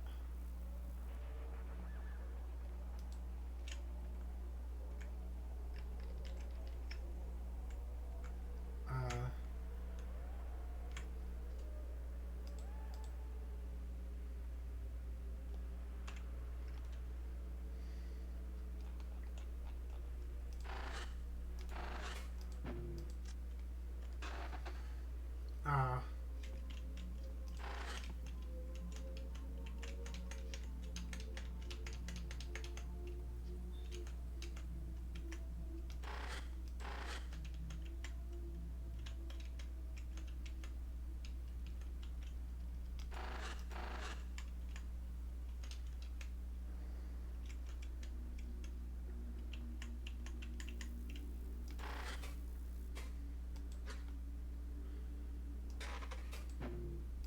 Hello? An uncomfortable attention fixes upon your mind's eye. Come, Akazet. We are just in time. Are you Kazuki? WTF is that? What? WTF, is that what that is? It's hard to pick out what you're talking to on my side. These in-between places are so scrambled. The thought form's attention turns frantic, like a cornered beast. Something ripples beneath the render, beyond your connection's ability to properly perceive. What kind of question is that? Ah, silly Vel. Ah, I got it. Yeah, that's definitely some intact visual data.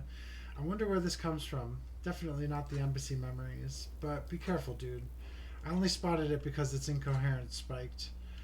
If that goes too high, your mind spike will bail and retrace you out of there. You're already on thin ice from the environment. How did you get here? Please stop. Fuck. Damn. Not a distant retrace, though. It's lucid. What? You think so? You know, it's possible for incoherent thought forms to act up, but not really be aware. I could feel it when it looked at me. It knows I'm not Akazet. Got it. Damn. Can't imagine what it's like to be lucid in some place like this. It's probably clinging to whatever's left of the memory it came from. But that might mean it has some info we could use. Why don't you try playing along? Act like Akazet would. Maybe that'll keep it from freaking out. How? IDK, just say things you think she might say. There's a little bit more place in here. There's a door behind it.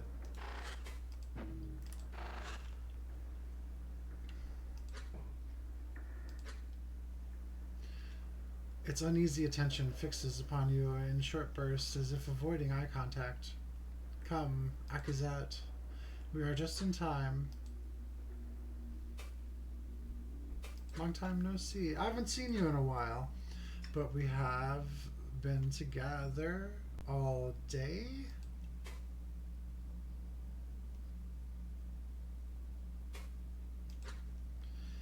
Just in time for what? The thought form stirs, its unease dissipating slightly. After a short delay, new thoughts meet yours. Notice, memory stream located. Kazuki and I tread through the loose soil beneath the waves of the bright shore, descending further from her envoy, who lingers and lounges beyond the water in the fading light of their star. So strange that Kazuki has brought her with. This is not even a diplomatic affair. So that's what it was holding on to. Try and stay on this. Yet almost every cousin she meets is like this. They easily bond, become friends, stay in touch for mundane matters. I could hardly imagine Gordon calling me as her cousinly friends do. The tear's blessing is especially effective on this world, a gentle flame's warmth through presence, even as we descend into the cold dark of these waters. Hehehe. I am glad you asked. It is a sight afforded only to the dead. You see, around us, through occasional impacts, bubble-like creatures gather, tendrils drifting in the current. You mean these little bubbles? They look like tiny Akazak, a burrowing slime sinkhole, many arms. Aki, this is not a problem to solve. Just listen, and I will tell you. The coils of my receptors tighten.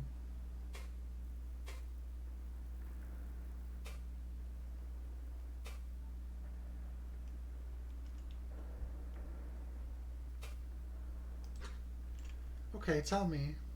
Oh, do you not mind that anymore?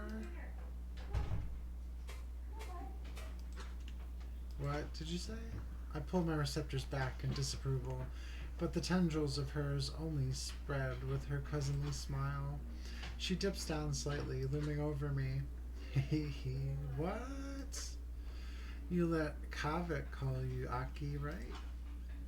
The giddiness in her voice is heavy, unfettered. Effects of citric acid, simulated, but as high as can be allowed. Hardly uncommon for her downtime, but even in the presence of her envoy friend, I would simply turn it down a little if I were her. On most occasions, anyway, this is different. I lift my orange simulacrum to my lips, glancing away to explain. That is different, an honor he holds from our larval lives. But it is just that, childish, larval, silly. Well, I like it.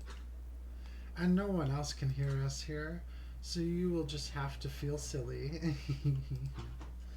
She rises again, pausing to drink from her own simulacrum. I relax my receptors from their coil. I will permit this for now.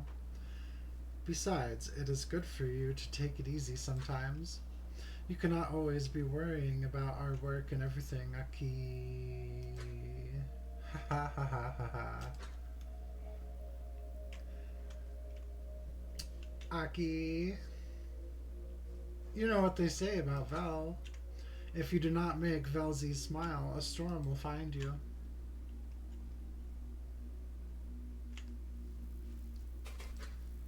You're right. Maybe it is simply the citric haze, but when was the last time I thought about anything else? The call, I research, it is only that every gaze. Like the natural curl of my receptors are simply out of stress and focus. Yet here, we are free from this burden just for a while. I understand the deserters now. Yes, for this bright evening I will eschew these weights. Yes. And that means I can call you Aki too, right? For now. And not in front of the others. Even with my stern delivery, her receptors curl with delight, and I occupy myself with my drink. Where I expected teasing, her receptors are spread with a genuine warmth. Okay. Cool. Oh, yes. It is getting dark. Look. One of her tall receptors gestures toward the blackened depths away from shore. The little bubble creatures are swarming, bumbling blindly around one another. These little things, they are called jellyfish. They are a big problem for our cousins because they bite when you touch them. But do not worry, their tiny little teeth cannot hurt us. Finally, the last light of the cousin star fades, and we are left together in total darkness. But they aren't fish, right? The fish have scales and distinctive eyes, which these...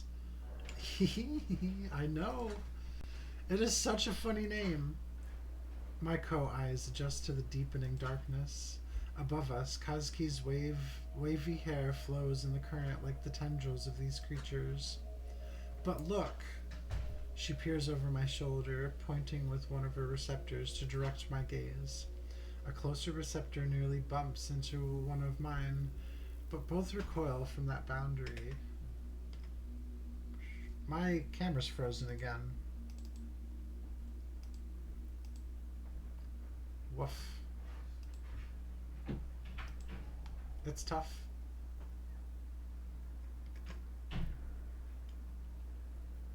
I got a lot of messages. I think that's kind of slowing it down a little.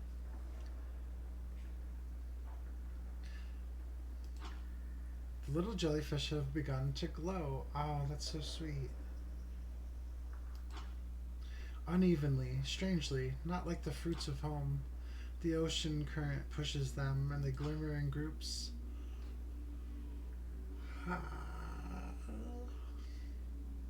They bump into one another, and they pulse as if in greeting. Bearing the current, It is silence around us, surrounded with gentle flashes and flows of their quiet light. Away from the lamps and fires of the cousin's shore, it is as if we are home again in the dark. Hee. This is... I know. Their waters always amaze me. If only ours had such vibrance. Ah, here. Sit with me. Zust. Kazuki falls back onto the seafloor, kicking up a small cloud of sand. I settle down beside her, laughing. She reaches over, clinking her simulacrum against mine with a pleased giggle of her own. We both take a drink. Thank you for showing me this, Kazuki. How often does this happen? Not often, apparently, which is good for our cousins, of course. These swarms mostly take them by surprise, so after seeing it myself, I knew I needed to bring you. I give her a curious look over our luminescent drinks. And not Bosco, or... The amused grin she casts down silences me. Cousinly expressions come so easily to her. Bosco loves the water, but... Aki, how long has it been since you took time to enjoy yourself? I think Bosco will be fine. But then what about Tuzik? He spends so much time in our research chamber. Well, okay, that is a fair assessment. But I know you better than him. Gakvu will have to spend time with him or something. A better question is, why not you? You're working so hard to find a reason not to be here. Why is that? You're not unhappy with me, are you? No, I peer down into the warm glow of my simulacrum. You know, you're right. Thank you for thinking of me, Kazuki. I lean over, resting against her side. She returns the gesture with a comfortable spread of her receptors. This will sound silly, but you're a good tear, you know? No. That is always nice to hear. Thank you, Aki. We relax together amidst the glimmering swarm. In no hurry to return to the shore. The silence is comfortable, but is there anything I want to ask her? Okay, that part was different, more incoherent than the rest. I think that came from it directly, so keep playing along. But this is our chance to get some info out of it.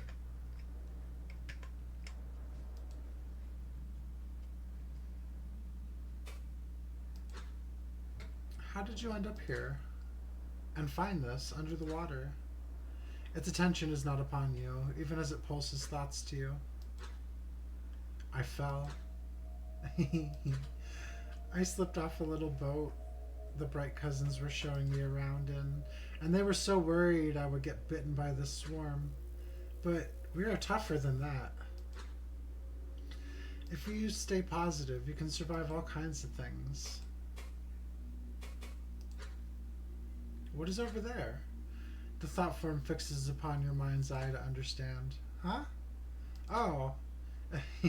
What a silly question. But I suppose if you go too far, you'll fall off the shelf into the depths, where even stranger fish live. And it is not safe for us to go so deep without a high-pressure body. There is no need to do something so risky. Just stay here with me, where things are nice.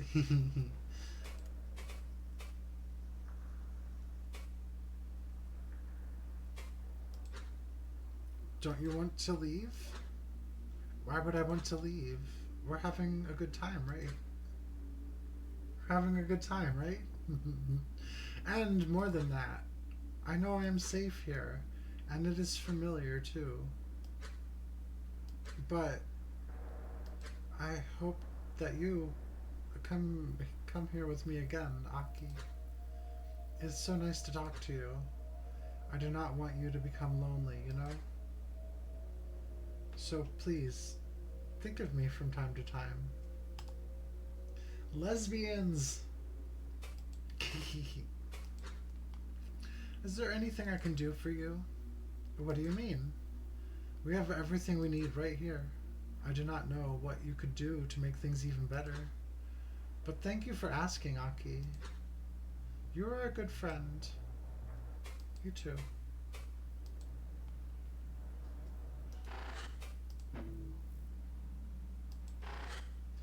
think we could pick around some more. We relax together amidst the glimmering swarm, in no hurry to return to the shore. The silence is comfortable, but is there anything I want to ask her? Well, let's try the Unity mask. Aki, I want to stay a little longer, okay? Okazuki.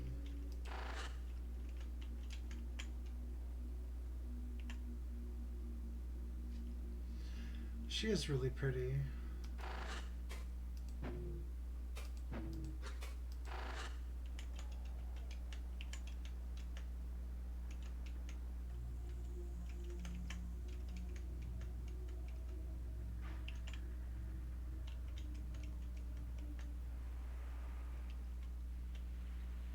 Oh. This place is just like the edge of the city, but it's underwater.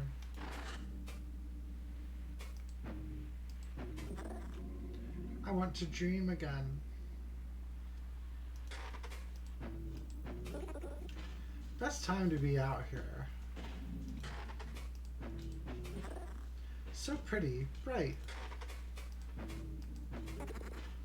When do we go home? Are we lost? Boo. Best time to be out here.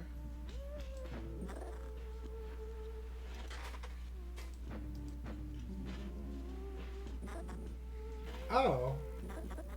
That's the way back. Isabel, Isabel.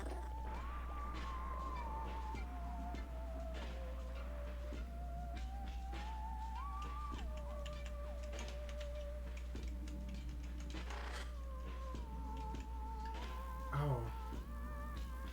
Somehow we've made it back to the city.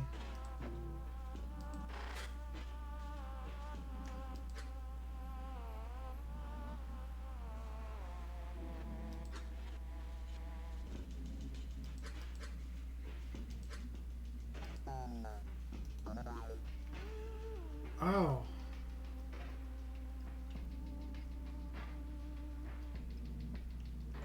The little friends are saying the same thing that Gordon said in the past.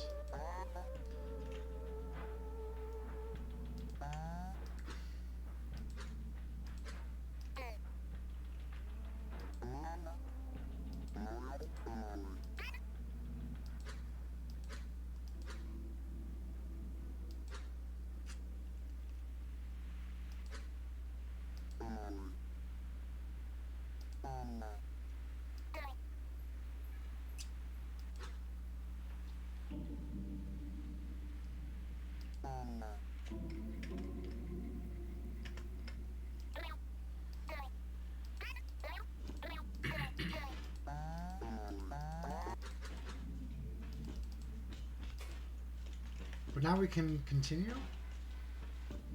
Oh, well, it's not exactly the same place.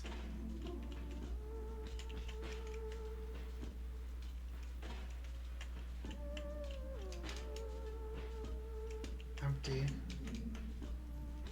It's a little bit different this time, isn't it?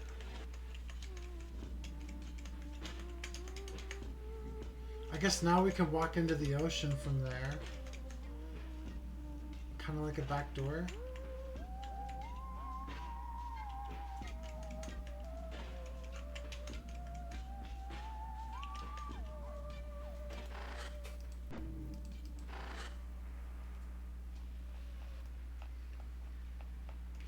Well, it is getting about time for me to stop.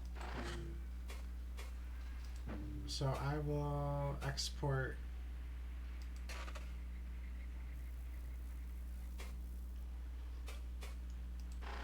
Woof. And that'll be that.